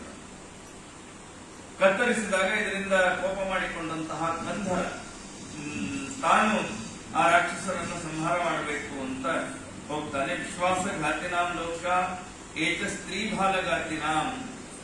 ರಾಕ್ಷಸರನ್ನ ಕಂಡ ತಕ್ಷಣ ಕಂಧರ ತುಂಬಾ ಕೋಪ ಮಾಡಿಕೊಂಡು ಈ ಕೂಡಲೇ ನನ್ನ ಜೊತೆಗೆ ಯುದ್ಧ ಮಾಡುವಂತ, ಯಾಕೆಂದ್ರೆ ನನ್ನ ಸಹೋದರನನ್ನು ನೀನು ಸಂಹಾರ ಮಾಡಿದ್ದಿ, ಕಂಕನನ್ನು ನೀನು ಸಂಹಾರ ಮಾಡಿದ್ದಿ, ಆದ್ದರಿಂದ ನೀನು ಈ ತಕ್ಷಣ ನನ್ನ ಜೊತೆಗೆ ಯುದ್ಧವನ್ನ ಮಾಡು ಅಂತ ಹೇಳ್ತಾನೆ. ಕಂಕನಿಗೂ ಅವನಿಗೂ ಅತ್ಯಂತ ಘೋರವಾದಂತಹ ಯುದ್ಧವಾದ ವಿದ್ಯುತ್ ರೂಪ ಎಂಬ ರಾಕ್ಷಸನಿಗೂ ಕಂಕನಿಗೂ ಯುದ್ಧ ಆಗುತ್ತೆ. ಯುದ್ಧ ಆದ ಮೇಲೆ ಆ ವಿದ್ಯುತ್ ರೂಪ ಎಂಬ ರಾಕ್ಷಸ ಕಂಕ ಏನಿದ್ದಾನಲ್ಲ, ಕಂಕನ ಜೊತೆಗೆ ಇವನು ಯುದ್ಧವನ್ನ ಮಾಡಿದಾಗ ಆ ರಾಕ್ಷಸ ಅವನನ್ನು ಕೊಂದು ಬಿಡುತ್ತಾನೆ. ಕಂಧರ ಕೊಂದ ಮೇಲೆ ಅವನ ಹೆಂಡತಿ ಮದನಿಕಾ ಅಂತ, ಅವಳಿಗೆ ತುಂಬಾ ಭಯ ಬಿಡುತ್ತೆ. ಈಗ ನೋಡಿ, ನೀನು ನನಗೇನು ಮಾಡಬೇಡ, ನಾನು ನಿನಗೆ ಹೆಂಡತಿ ಆಗ್ತೀನಿ ಅಂತ ಅಂತಾಳಾಕೆ. ಯಾರು ವಿದ್ಯುತ್ ರೂಪ ಎಂಬ ರಾಕ್ಷಸನ ಹೆಂಡತಿ. ಆಕೆಗೊಂದು ಶಕ್ತಿ ಇತ್ತಂತೆ. ಏನು ಶಕ್ತಿ ಇತ್ತು ಅಂದ್ರೆ ತಾನು ಪಕ್ಷಿ ರೂಪವನ್ನು ತೆಗೆದುಕೊಳ್ಳುವ ಒಂದು ಸಾಮರ್ಥ್ಯ, ಆಕೆ ಇಚ್ಛಾರೂಪವನ್ನು ತೆಗೆದುಕೊಳ್ಳುವ ಸಾಮರ್ಥ್ಯ. ಹೀಗಾಗಿ ಕಂಧರ ಒಬ್ಬ ಪಕ್ಷಿ ಆದ್ದರಿಂದ ಪಕ್ಷಿಯ ಜೊತೆಗೆ ತಾನು ಪಕ್ಷಿಯ ರೂಪವನ್ನ ಧಾರಣೆಯನ್ನ ಮಾಡ್ತಾಳೆ. ಆಕೆಯನ್ನು ಮನೆಗೆ ಕರ್ಕೊಂಡು ಬರ್ತಾನೆ. ಕರ್ಕೊಂಡು ಬಂದ ಮೇಲೆ ಅವರಲ್ಲಿ ಮಪ್ಪು ಎಂಬಂತಹ ಏನು ಅಪ್ಸರ ಇದ್ದಲ್ಲ, ದುರ್ವಾಸರಿಂದ ಶಾಪಕ್ಕೆ ಒಳಗಾದವಳು, ಅವಳು ಈ ಕಂಧರ ಮತ್ತು ಆ ಮದನಿಕಾ ಎನ್ನುವ ಏನು ವಿದ್ಯುತ್ ರಾಕ್ಷಸನ ಹೆಂಡತಿ ಇದ್ದಲ್ಲ, ಅವಳಲ್ಲಿ ಇವಳ ಅಪ್ಸರ ಪಕ್ಷಿಯಾಗಿ ಹುಟ್ಟುತ್ತಾಳೆ. ಪಕ್ಷಿಯಾಗಿ ಹುಟ್ಟುತ್ತಾಳೆ. ಎಷ್ಟು ಚೆನ್ನಾಗಿದೆ ನೋಡಿ. ಅವಳಿಗೆ ತಾರ್ಕ್ಷಿ ಅಂತ ನಾಮಕರಣವನ್ನ ಮಾಡ್ತಾರೆ. ತಾರ್ಕ್ಷಿ ಅಂತ ನಾಮಕರಣವನ್ನ ಮಾಡಿದ ಮೇಲೆ ಮುಂದೆ ಮಂದಪಾಲ ಅಂತ ಒಬ್ಬ ಬ್ರಾಹ್ಮಣ, ಟೈಮ್ ಆಯ್ತು ಅನ್ಸುತ್ತೆ, ಮಂದಪಾಲ ಏನಂದ್ರೆ ಈ ವಿಷಯ ಹೇಳ್ತೇನೆ ಅಂದ್ರೆ ಒಂದು ಹಂತಕ್ಕೆ ವಿಷಯ ತಂದು ಹೇಳ್ತೇನೆ, ನಾಳೆ ಇನ್ನೂ ಚೆನ್ನಾಗಿರುತ್ತೆ. ಮಂದಪಾಲ ಅಂತ ಬ್ರಾಹ್ಮಣ. ಆ ಬ್ರಾಹ್ಮಣನಿಗೆ 4 ಜನ ಮಕ್ಕಳಿರ್ತಾರೆ. ಅದರಲ್ಲಿ ಮೊದಲನೇದವನು ಜರತಾರಿ ಅಂತ, ಕೊನೆಯವನ ಹೆಸರು ದ್ರೋಣ. ಈ 4 ತುಂಬಾ ಮೇಧಾವಿಗಳು. ಆ 4ರಲ್ಲಿಯೂ ವೇದಾಂಗಗಳನ್ನು ತಿಳಿದಂತಹ ಧರ್ಮಾತ್ಮನಾದಂತಹ ಕೊನೆಯವನು ದ್ರೋಣ. ಒಳ್ಳೆ ಬುದ್ಧಿವಂತ ದ್ರೋಣ. ಆ ದ್ರೋಣ ಕಂಧರ ಪಕ್ಷಿಯ ಅನುಮತಿಯನ್ನ ಪಡೆದು ಸರ್ವಾಂಗ ಸುಂದರಿಯಾದ ತಾರ್ಕ್ಷಿಯನ್ನು ವಿವಾಹ ಮಾಡ್ಕೊಳ್ತಾನೆ. ತಾರ್ಕ್ಷಿ ಯಾರು ಹೇಳ್ರಿ? ಒಪ್ಪು ಎಂಬ ಅಪ್ಸರಾ ಸ್ತ್ರೀನೇ ಈಗ ತಾರ್ಕ್ಷಿಯಾಗಿದ್ದಾಳೆ. ಯಾವ ದುರ್ವಾಸರ ಶಾಪಕ್ಕೆ ಗುರಿಯಾಗಿದ್ದಲ್ಲ, ಆಕೆನೇ ಈಗ ತಾರ್ಕ್ಷಿಯಾಗಿದ್ದಾಳೆ. ತಾರ್ಕ್ಷಿಯನ್ನ ಈ ದ್ರೋಣ ವಿವಾಹ ಮಾಡಿಕೊಳ್ತಾನೆ. ಕೆಲವು ದಿವಸಗಳ ತಳದ ಮೇಲೆ ಆ ತಾರ್ಕ್ಷಿ ಗರ್ಭವನ್ನು ಧಾರಣೆ ಮಾಡ್ತಾಳೆ. ಗರ್ಭವನ್ನು ಧಾರಣೆಯನ್ನ ಮಾಡಿದ್ದಾಳೆ. 7 ತಿಂಗಳು ಕಳೆದಿದೆ. ಆಕೆ ಒಂದಿನ ಕುರುಕ್ಷೇತ್ರಕ್ಕೆ ಹೋಗ್ಬೇಕು ಅಂತ ಆಸೆ ಆಗುತ್ತೆ. ನೋಡಿ, ಗರ್ಭಿಣಿಯರಿಗೆ ಹೆಂಗೆಂಗೋ ಆಸೆ ಆಗುತ್ತೆ. ಇವತ್ತೆಲ್ಲರೂ ಹೋಗ್ತಾರೆ. ಕುರುಕ್ಷೇತ್ರಕ್ಕೆ ಹೋಗ್ಬೇಕು ಅಂತ ಅನ್ಕೋತಾಳೆ. ಆ ಸಮಯದಲ್ಲಿ ಕುರುಕ್ಷೇತ್ರದಲ್ಲಿ ಮಹಾಭಾರತ ಯುದ್ಧ ನಡೆದಿರುತ್ತೆ. ಈಕೆ ಗರ್ಭಿಣಿ, ಕುರುಕ್ಷೇತ್ರಕ್ಕೆ ಹೋಗ್ತಾಳೆ. ಯುದ್ಧ ನಡೆದಿದೆ. ಕೌರವರು ಪಾಂಡವರ ನಡುವೆ ಅತ್ಯಂತ ಘೋರವಾದ ಯುದ್ಧ. ಅಲ್ಲಿ ಯಾವ್ದು ನಡೀಬಾರ್ದು ಅದು ನಡೆದು ಹೋಗ್ಬಿಡುತ್ತೆ. ಏನಾಗತ್ತೆ ಅಂದ್ರೆ, ವಿಧಿಪ್ರೇರಿತಳಾಗಿ ಯುದ್ಧ ಭೂಮಿಗೆ ಹೋದಂತಹ ತಾರ್ಕ್ಷಿ ಒಂದು ರಥದ ಮಧ್ಯಭಾಗದಲ್ಲಿ ತಾನು ಕೆಳಗೆ ಕೂತ್ಕೊಂಡು ಏನ್ ಮಾಡ್ತಿರ್ತಾಳೆ ಅಂದ್ರೆ ಈ ದೇವದಾನವರ ಅತ್ಯಂತ ಘೋರವಾದ ಯುದ್ಧವನ್ನು ನೋಡ್ತಾಳೆ. ಜಗತ್ತಿನಲ್ಲಿ ಹರಿಭಯಾನಕವಾದ ಯುದ್ಧ ಮಹಾಭಾರತ ಯುದ್ಧ. ಇವಳಲ್ಲಿ ಹೋದಾಗ ಸರಿಯಾಗಿ ಅರ್ಜುನನಿಗೂ ಮತ್ತು ಭಗದತ್ತನಿಗೂ ಯುದ್ಧ ನಡೆದಿರುತ್ತೆ. ಭಯಂಕರ ಘೋರವಾದ ಯುದ್ಧ ನಡೆದಿರುತ್ತೆ. ಏನವರು ಬಿಡುವ ಬಾಣಗಳು ಅದರ ತೇಜಸ್ಸು ಅದು ಎಷ್ಟು ಇತ್ತು ಅಂದ್ರೆ ಈ ಆಕಾಶದಲ್ಲಿ ಎಲ್ಲ ಮಿಂಚು ಹುಳಗಳು ಓಡಾಡಂಗಾಗುತ್ತೆ. ತುಂಬಾ ಭಯಂಕರವಾದ ಬಾಣಗಳನ್ನ ಬಿಡುತ್ತಿರ್ತಾರೆ ಇಬ್ಬರು. ಆ ಸಮಯದಲ್ಲಿ ಅರ್ಜುನನ ಗಾಂಧೀವ ಧನಸ್ಸಿನಿಂದ ಹೊರಟಂತಹ ಅತ್ಯಂತ ವೇಗವಾಗಿ ಬಂದಂತಹ ಬಾಣ ಅದೇನಾಗತ್ತೆ ಅಂದ್ರೆ ತಾರ್ಕ್ಷಿಯ ಹೊಟ್ಟೆಯ ಚರ್ಮಕ್ಕೆ ತಾಕಿ ಮುಂದೆ ಹೋಗುತ್ತೆ. ಅರ್ಜುನ ಬಿಟ್ಟ ಬಾಣ ಆಕೆ ಹೊಟ್ಟೆ ಮೇಲಿನ ಪದರನ್ನ ಹರಿದು ಆ ಬಾಣ ಮುಂದೆ ಹೋಗುತ್ತೆ. ಹೋದ್ರೆ ಒಳಗೆ ಗರ್ಭಿಣಿ ಇದ್ದಲ್ಲ ಆಕೆ, 4 ಮೊಟ್ಟೆಗಳಿತ್ತು. ಆ 4 ಮೊಟ್ಟೆಗಳು ಕೆಳಗೆ ಬೀಳುತ್ತೆ. ಎಷ್ಟು ಸ್ವಾರಸ್ಯ ಇದೆ. ಪಾಂಡವರಂತಹ ಅಪ್ಪಂದ್ರಿದ್ದರು, ಅವರ ಮಕ್ಕಳು ಉಳಿಯಲಿಲ್ಲ. ಭಾಗವತದಲ್ಲಿ ಒಂದು ಮಾತು ಬರುತ್ತೆ, ಪತಿಚ್ಯುತಂ ತಿಷ್ಠತಿ ನಿಷ್ಠರಕ್ಷಿತಂ. ಯಮದೇವರೇ ಹೇಳುವಂತಹ ಮಾತು, ಪತಿಚ್ಯುತಂ ತಿಷ್ಠತಿ ನಿಷ್ಠರಕ್ಷಿತಂ ಗೃಹೇಸ್ತಂ ತದ್ವಿಹತಂ ವಿನಶ್ಯತಿ. ಉಳಿಬೇಕು ಅಂತಿದ್ರೆ, ಬದುಕಬೇಕು ಅಂತಿದ್ರೆ ನೀವು ಎಂಥಲ್ಲೇ ಹೋಗಿರಿ ಬದುಕಬೇಕು. ನನ್ನ ವಸ್ತು ನನಗೆ ಸಿಗಬೇಕು ಅಂತಿದ್ರೆ ದಾರಿಯಲ್ಲೆಲ್ಲೋ ಬರ್ತಾ ಕಳ್ಕೊಂಡ್ಬಿಟ್ಟಿರ್ತೀವಿ. ಏನೋ ಚೈನೋ ಬ್ರಾಸ್ಲೆಟ್ ಏನೋ ಅವತ್ತೇ ಹಾಕೊಂಡಿರ್ತಾರೆ, ಅಭ್ಯಾಸ ಇಲ್ಲ. ನೋಡ್ತಾರೆ ಮನೆಗೆ ಬರೋ ಹೊತ್ತಿಗೆ ಇಲ್ಲ, ಎಲ್ಲೋ ಕಳೆದೋಗಿದೆ ದಾರಿಯಲ್ಲಿ. ಹುಡುಕ್ತಾ ಹೋಗ್ತಾರೆ. ಎಲ್ಲಾರ್ಗೂ ಈ ತರದೊಂದು ಅನುಭವ ಆಗಿರುತ್ತೆ. ಇಷ್ಟು ಜನ ಓಡಾಡಿರ್ತಾರೆ, ಅದು ಇವನಿಗೆ ಸಿಗಬೇಕು ಅಂತಿದ್ರೆ ಅಲ್ಲೇ ಬಿದ್ದಿರುತ್ತೆ, ಇವನಿಗೆ ಸಿಗುತ್ತೆ. ನಾನು ಕೂಡಿ ಮನೆಯಲ್ಲಿ ಹಾಕಿ ಬೀಗ ಹಾಕಿ ಅದಕ್ಕೆ ಪಾಸ್ವರ್ಡ್ ಹಾಕಿ ಅದಕ್ಕೊಂದು ಬೀಗ ಹಾಕಿ ಅದನ್ನ ಕಳೀಬಾರ್ದು ಅಂತ ಎಷ್ಟೇ ಭದ್ರವಾಗಿ ಇಟ್ಟಿದ್ರು, ಕಳೆದು ನವಕೋಟಿ ನಾರಾಯಣ ಆ ಬ್ರಾಹ್ಮಣ ತಂದು ಕೊಟ್ಟ ಮೂಗುತಿಯನ್ನ ಏನ್ ಮಾಡ್ದ? ಹೆಂಡತಿ ನವಕೋಟಿ ನಾರಾಯಣನ ಹೆಂಡತಿ ಹತ್ರೇ ಇಸ್ಕೊಂಡು ಮೂಗುತಿಯನ್ನ ತಂದು ಗಂಡನಿಗೆ ಮಾರಲಿಕ್ಕೆ ಆ ಬ್ರಾಹ್ಮಣ ಬಂದಾಗ ಅದನ್ನ ನೋಡಿದ ತಕ್ಷಣ ನನ್ನ ಹೆಂಡತಿನಿರ್ಬೋದು ಅಂತ ಡೌಟ್ ಬಂತು. ಒಳಗಿಟ್ಟು ಬೀಗ ಹಾಕಿ ಅದ್ರ ಮೇಲೊಂದು ಬೀಗ ಹಾಕಿ ಆ ಬೀಗ ಶನಿವಾರ ಕಟ್ಕೊಂಡು ಮನೆಗೆ ಹೋದ. ಮೂಗುತಿ ಇಲ್ಲ ಹೆಂಡತಿ ಮೂಗಿನಲ್ಲಿ. ಆಕೆಗೆ ಕೇಳಿದ, ಅಧಿಕಾರ ಮಾಡಿದ, ಮಹಾಜಿಗುಣ. ಆಕೆ ವಿಷ ಕುಡಿಲಿಕ್ಕೆ ಹೋದಾಗ ಬಟ್ಟದಲ್ಲಿ ಸಪ್ಪಳ ಆಯ್ತು, ಸಣ್ಣಂತು. ಆಕೆ ನೋಡ್ತಾಳೆ ಮೂಗುತಿ, ತಂದು ಗಂಡನಿಗೆ ಕೊಟ್ಲು. ಆಶ್ಚರ್ಯ ಆಯ್ತು. ಓಡಿ ಬಂದ, ಬೀಗ ತೆಗೆದ, ತಾನೇ ಬೀಗ ಹಾಕೊಂಡು ಹೋಗಿದ್ದ. 2 3 ಬೀಗ ಎಲ್ಲಾ ತೆಗೆದು ಆ ಡಬ್ಬಿ ತೆಗೆದು ನೋಡ್ದ, ಮೂಗುತಿ. ಹೆಂಡತಿ ಸಂತತಿ ಸಾವಿರವಾಗಲಿ ದಂಡಿಗೆ ತತ್ತ ಇಳಿಸಿದಳಯ್ಯ ದಾಸರಂತ. ಆ ಒಂದು ಮೂಗುತಿ ಅವರ ಇಡೀ ಜೀವನಕ್ಕೆ ಕಾರಣ ಆಯ್ತು, ಮುಂದಿನ ಜೀವನಕ್ಕೆ ಪುರಂದರದಾಸರಾಗಲಿಕ್ಕೆ ಕಾರಣ ಆಯ್ತು. ತಿಳ್ಕೊಂಡ್ರಿ, ನಾನು ಬಹಳ ಬೀಗ ಹಾಕಿ ಸೇಫ್ ಆಗಿ ಇಟ್ಟಿರ್ತೇನೆ, ಅದೇನು ಆಗಲ್ಲ ಅಂತ ಅನ್ಕೊಳ್ಬೇಡ್ರಿ. ದೇವರ ಕಾರುಣ್ಯ ಇಲ್ಲ ಅಂದ್ರೆ ನೀವು ಎಷ್ಟೇ ಭದ್ರವಾಗಿರ್ತೀರಿ ಕಳೆದು. ದೇವರ ಅನುಗ್ರಹ ಇದ್ರೆ ಅದು ಎಷ್ಟೇ ಬೆಲೆ ಬಾಳೋ ದಾರಿಯಲ್ಲಿ ಬಿದ್ದಿರಲಿ, ಅದು ಸಿಗುತ್ತೆ. ಹಾಗೆ ಆಯುಷ್ಯ. ಎಷ್ಟು ಜನ ಕರೋನಾದಲ್ಲಿ ಹೋಗ್ಬಿಟ್ರು, ಎಷ್ಟೋ ಜನ ಹೋಗ್ಬಿಟ್ರು. ಪಾಪ ಎದ್ದು ಹೊರಗೆ ಓಡಾಡಿರ್ಲಿಲ್ಲ, ಏನಿಲ್ಲ, ಮನೆಯಲ್ಲೇ ಇದ್ರು, ಎಲ್ಲ ಮಾಸ್ಕ್ ಹಾಕೊಂಡಿದ್ರು, ಎಲ್ಲ ಆಯ್ತು, ಕರೋನಾ ಬಂತು, ಹೋಗ್ಬಿಟ್ರು. ಯಾರ್ಯಾರು ಆರಾಮಾಗಿ ದಾರಿಲೆಲ್ಲ ಓಡಾಡಿದ್ರು, ಏನೂ ಆಗಿಲ್ಲ. ಅದಕ್ಕೆ ಪಾಂಡವರ ಮಕ್ಕಳಾಗಿ ಅವರಿಗೆ ಆಯುಷ್ಯ ಉಳಿಯಲಿಲ್ಲ. ನೋಡ್ರಿ, ಯುದ್ಧ ಭೂಮಿ ಈಕೆಯ ಚರ್ಮವನ್ನ ಹೊಡೆದುಕೊಂಡು ಆ ಮೊಟ್ಟೆ ಹೊರಗೆ ಬೀಳತ್. ಮೊಟ್ಟೆ ಹೀಗೆ ಹೊರಗಡೆ ಬಿದ್ರೆ ಏನಾಗಬೇಕು? ಕೆಳಗೆ ಬಿದ್ರೆ ಹೊಡೆದೋಗ್ಬೇಕು. ಎಲ್ಲಿ ಬೀಳತ್ ಗೊತ್ತಾ? ಹುಲ್ಲಿನ ಹಾಸಿಗೆ ಮೇಲೆ ಬೀಳತ್ತಂತೆ ಮೊಟ್ಟೆ. ಹುಲ್ಲಿನ ಹಾಸಿಗೆ ಮೇಲೆ ಬಿದ್ರೇನು ಮಹಾಭಾರತ ಯುದ್ಧ ಅದು ಏನು ಒಬ್ಬರ ಇಬ್ಬರ ಇದ್ದದ್ದಲ್ಲ. ಅಕ್ಷೋಹಿಣಿ ಸೈನ್ಯಗಳ ಮಧ್ಯೆ ನಡೀತಾ ಇರುವ ಯುದ್ಧ. ಎಷ್ಟು ಜನ ಓಡಾಟ ಗಲಾಟೆ, ಆ ಮೊಟ್ಟೆ ಒಡೆದು ಹೋಗ್ಬೇಕು ಅಂತ ಯಾವ ಅನ್ಸರ್ ತೊಳೆದ್ರೆ ಹೋಯ್ತಲ್ಲ, ಅದು ಆಗಿಲ್ಲ. ಏನಾಯ್ತು ಗೊತ್ತಾ? ಆ ಇಂದ್ರ ಬಿಟ್ಟ ಬಾಣ ಅದು ಈಕೆಯ ಹೊಟ್ಟೆ ಚರ್ಮವನ್ನ ಹರಿಯುವ ಮೊದಲು ಭಗದತ್ತನ ಆನೆಯ ಗಂಟೆಯನ್ನ ತಾಗಿಸಿಕೊಂಡು ಬಂದಿತ್ತು. ಈ ಮೊಟ್ಟೆ ಹಿಂಗ್ ಕೆಳಗ್ ಬೀಳಬೇಕು, ಆನೆ ಕುತ್ತಿಗೆ ಗಂಟೆ ಕಟ್ಟಿದ್ರು, ಆ ಗಂಟೆ ಕರೆಕ್ಟ್ ಆಗಿ ಅದ್ರ ಮೇಲೆ ಬಿತ್ತು. ಒಳಗ್ ಮೊಟ್ಟೆ ಇದೆ, ಒಳಗ್ ಮೊಟ್ಟೆ ಇದೆ, ಮೇಲೆ ಗಂಟೆ ಬಿತ್ತು. ದುರ್ವಾಸರು ಶಾಪ ಕೊಟ್ಟಿದ್ರು, ನಿನಗೆ ಮಕ್ಕಳ ಸೌಭಾಗ್ಯ ಇಲ್ಲ, ಹೊಟ್ಟೆ ಚರ್ಮ ಹರಿದು ಆಕೆ ಸತ್ತೋಗ್ತಾಳೆ. ಮೊಟ್ಟೆ ಸಾಯಲ್ಲ, ಅವು ಉಳಿಯುತ್ತೆ. ಅದ್ರ ಮೇಲೆ ಗಂಟೆ ಬಂದು ಕರೆಕ್ಟ್ ಆಗಿ ಕುತ್ಕೊಂಡ್ಬಿಡುತ್ತೆ. ಆಯ್ತು, ಗಂಟೆ ಕುತ್ಕೊಳ್ಳಿ, ಏನಾಗ್ಬೇಕು?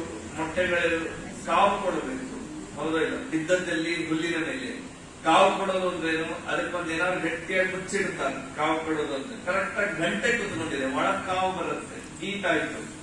ಹುಲ್ಲಿನ ಮೇಲೆ ಮೊಟ್ಟೆ, ಅದ್ರ ಮೇಲೆ ಗಂಟೆ, ಹೀಟು ಆಗುತ್ತೆ, ಕಾವು ಕೊಡ್ತಾ ಇದೆ. ಮೊಟ್ಟೆ ಒಂದು ದಿನ ಮಡಿಯಿತು, ಮರಿಗಳೆಲ್ಲ ಲೆಕ್ಕದ ಶಬ್ದ ಮಾಡ್ತಾ ಇವೆ. ಅಷ್ಟೊತ್ತಿ ಮಹಾಭಾರತ ಯುದ್ಧ ಮುಗಿದೋಯ್ತು. ಆದ್ರೆ ಯಾರು ಬಂದು ಗಂಟೆ ತೆಗೆಯೋದು? ಗಂಟೆ ತೆಗೆದ್ರೆ ತಾನೇ ಅವುಗಳಿಗೆ ಪ್ರಾಣ, ಅವು ಬದುಕ್ಲಿಕ್ಕೆ ಸಾಧ್ಯ. ಅವು ಬದುಕ್ಬೇಕಲ್ಲ, ಬದುಕ್ಬೇಕಾದ್ರೆ ಆ ಗಂಟೆ ಯಾರಾದ್ರೂ ಬರ್ಬೋದು, ಅವುಗಳಿಗಂತೂ ತಕ್ಕೊಳ್ಳಿಕ್ಕಾಗಲ್ಲ. ಆ ಗಂಟೆ ಯಾರಾದ್ರೂ ತೆಗಿಬೇಕು. ಹೆಂಗಿದೆ? ತಾಯಿಯ ಗರ್ಭದಲ್ಲಿದ್ದಾಗ ನಮಗೆ ಉಸಿರಾಟದ ಅವಶ್ಯಕತೆ ಇಲ್ಲ. ಯಾರು ತಾಯಿ ಗರ್ಭದಲ್ಲಿ ನಮ್ಗೇನಾದ್ರೂ ಉಸಿರು ಕೊಡ್ತಾರೆ? ಎಷ್ಟೋ ಮಕ್ಕಳು ಮರಣ ಹೊಂದುತ್ತಾ ಹುಟ್ಟಿದ ತಕ್ಷಣ ಸತ್ತು ಹೋಗ್ತಾವೆ. ಯಾಕೆ ಸಾಯ್ತು ಗೊತ್ತಾ? ಆ ತಾಯಿಯ ಗರ್ಭದಲ್ಲಿದ್ದ ನೀರು ಕುಡಿದು ಬಿಡ್ತಾವೆ, ಸತ್ತು ಹೋಗ್ಬಿಡ್ತಾವೆ. ಅನೇಕ ಕಡೆ ನಾನು ಈ ಮಾತು ಕೇಳ್ತೀನಿ. ಒಳಗೆ ನೀರಿನ ಚೀಲದಲ್ಲಿ ಇರ್ತಾನೆ ಜೀವ. ಗರ್ಭವಾಸ ದುಃಖ ನಮ್ಗೆ ಗೊತ್ತಿಲ್ಲ, ದೇವರು ಮನಸ್ಬಿಡ್ತಾರಂತೆ. ಈ ಭೂಮಿ ಸ್ಪರ್ಶ ಆದ ತಕ್ಷಣ ನಮಗೆ ಮರ್ತು ಹೋಗುತ್ತಲ್ಲ. ಒಳಗೆ ಏನ್ ದುಃಖ ಪಡ್ತೀವಿ ಅನ್ನೋದು ನಮ್ಗೆ ಗೊತ್ತಿದ್ರೆ, ನೆನಪಿದ್ರೆ ನಾವು ಪಾಪನೇ ಮಾಡಲ್ಲ ಅಂತ ಹೇಳ್ತಾರೆ ಪುರಾಣಗಳು. ಯಾಕೆ ಪಾಪ ಮಾಡ್ತೀವಿ ಗೊತ್ತಾ? ಅದು ನೆನಪಿಲ್ಲ ನಮಗೆ. ಇಷ್ಟು ದೊಡ್ಡ ಜಾಗ, ಆರಾಮ ನೀವು ಫ್ಯಾನ್ ಹಚ್ಚಿ ಲೈಟ್ ಹಚ್ಚಿ ಕೂಡಿಸಿದಾರೆ. ಇನ್ನೊಂದು ಅರ್ಧ ಗಂಟೆ ಶ್ರಮ ಅನ್ಸುತ್ತೆ ಇವಾಗ ಕೊಡೋದು. 9 ತಿಂಗಳು ತಾಯಿ ಗರ್ಭದಲ್ಲಿ ಯಾರು ಲೈಟ್ ಹಚ್ಚಿದಾರೆ, ಯಾರು ಫ್ಯಾನ್ ಹಚ್ಚಿದಾರೆ? ಇಷ್ಟೇ ಜಾಗ ಕೂಡ್ಬೇಕು, ಇಷ್ಟೇ ಜಾಗ ತಾಯಿ ಗರ್ಭ. ನೀರಿನ ಚೀಲ, ಗಾಳಿ ಇಲ್ಲ, ಬೆಳಕಿಲ್ಲ, ತಿನ್ನೋದಿಲ್ಲ, ಕಾಫಿ ಇಲ್ಲ, ತಿಂಡಿ ಇಲ್ಲ. ಹೆಂಗ್ ಒಳಗ್ ಕಳೆದ್ರಿ 9 ತಿಂಗಳು? ಎಷ್ಟು ಚಿಕ್ಕ ಚಿಕ್ಕ ಹುಳಗಳಿರುತ್ತಲ್ಲಿ, ಕ್ರಿಮಿ ಕೀಟಗಳ ಕಚ್ಚತ್ತೆ, ತುರಿಸ್ಕೊಳ್ಳಿಕ್ ಬರಲ್ಲ, ಏನೂ ಇಲ್ಲ, ಚಿತ್ರವೇದನ ಒಳಗೆ. ಅಲ್ಲಿ ಉಸಿರಾಟದ ಯೋಚನೆ ಇಲ್ಲ. ಹೊರಗೆ ಬಂದ ತಕ್ಷಣ ಉಸಿರಾಡಬೇಕು ಮಗು, ಉಸಿರಾಟಿಲ್ಲ ಅಂದ್ರೆ ಸತ್ತೋಗುತ್ತೆ. ಹೆಂಗ ದೇವರ ಸ್ಥಿತಿಯ ವ್ಯವಸ್ಥೆ ನೋಡಿ, ಒಳಗಿಂದೇ ಬೇರೆ ಹೊರಗಿಂದೇ ಬೇರೆ. ಹಾಗೆ ಮೊಟ್ಟೆಗಳಿಗೆ ಒಳಗಿದ್ದಾಗ ಕಾವು ಬೇಕಾ ಆ ಮರಿಗಳಿಗೆ, ಹೊರಗೆ ಬಂದ ಮೇಲೆ ಅವು ಓಡಾಡ್ಬೇಕು, ಆಕ್ಸಿಜನ್ ಬೇಕು. ಗಂಟೆ ಮೇಲೆ ಕರೆಕ್ಟ್ ಆಗಿ ಕುತ್ಕೊಂಡ್ಬಿಟ್ಟಿದೆ. ಆ ಗಂಟೆಯಿಂದೇ ಮೊಟ್ಟೆ ಒಡಿತು, ಇವುಗಳಿಗೆ ಜೀವನ ಆಯ್ತು. ಆದ್ರೆ ಮುಂದೆ ಜೀವನ ಹೇಗೆ? ಜೀವ ಬಂತು, ಜೀವನ ಬರ್ಬೇಕಲ್ಲ. ಹಾಗಾಗಿ ಯಾರ ಗಂಟೆ ತೆಗಿತಾರ? ಆ ಮಹಾಭಾರತದ ಯುದ್ಧದ ರಣಭೂಮಿಗೆ ಮುಗಿದ ಮೇಲೆ ಎಲ್ಲೆಲ್ಲೋ ಈ ಗಂಟೆಗಳನ್ನ ಎತ್ತಿ ನೋಡಿ ನೋಡಿ ಯಾರು ಮಾಡ್ತಾರೆ? ಎಷ್ಟು ದೊಡ್ಡ ಭೂಮಿ ಅದು, ರಣಭೂಮಿ. ಆದ್ರೂ ದೇವರು ಬದುಕಿಸ್ಬೇಕು ಅಂತಿದ್ದ ಅಂದ್ರೆ ಹೆಂಗೋ ಯಾರನ್ನೋ ಪ್ರೇರಣೆ ಮಾಡ್ತಾರೆ. ಯಾರು ಬಂದ ಗಂಟೆ ತೆಗಿತಾರೆ ಅನ್ನೋದ್ರೆ ಬಹಳ ಅದ್ಭುತ ವಿಚಾರ. ನಾಳೆ ದಿವಸ पूजा तथापि मत्कृता पूजा सत्पुरुषादेन अनेन भावी पुण्यं फलाप्नोतु गुरुर्मम अस्मद्गुरुं तर्जत हतेरनं च प्राणां तर्जत सीतापते श्रीरामचन्द्रः प्रियता सुप्रीतोर्भो भवतु श्रीकृष्णार्पणमस्तु।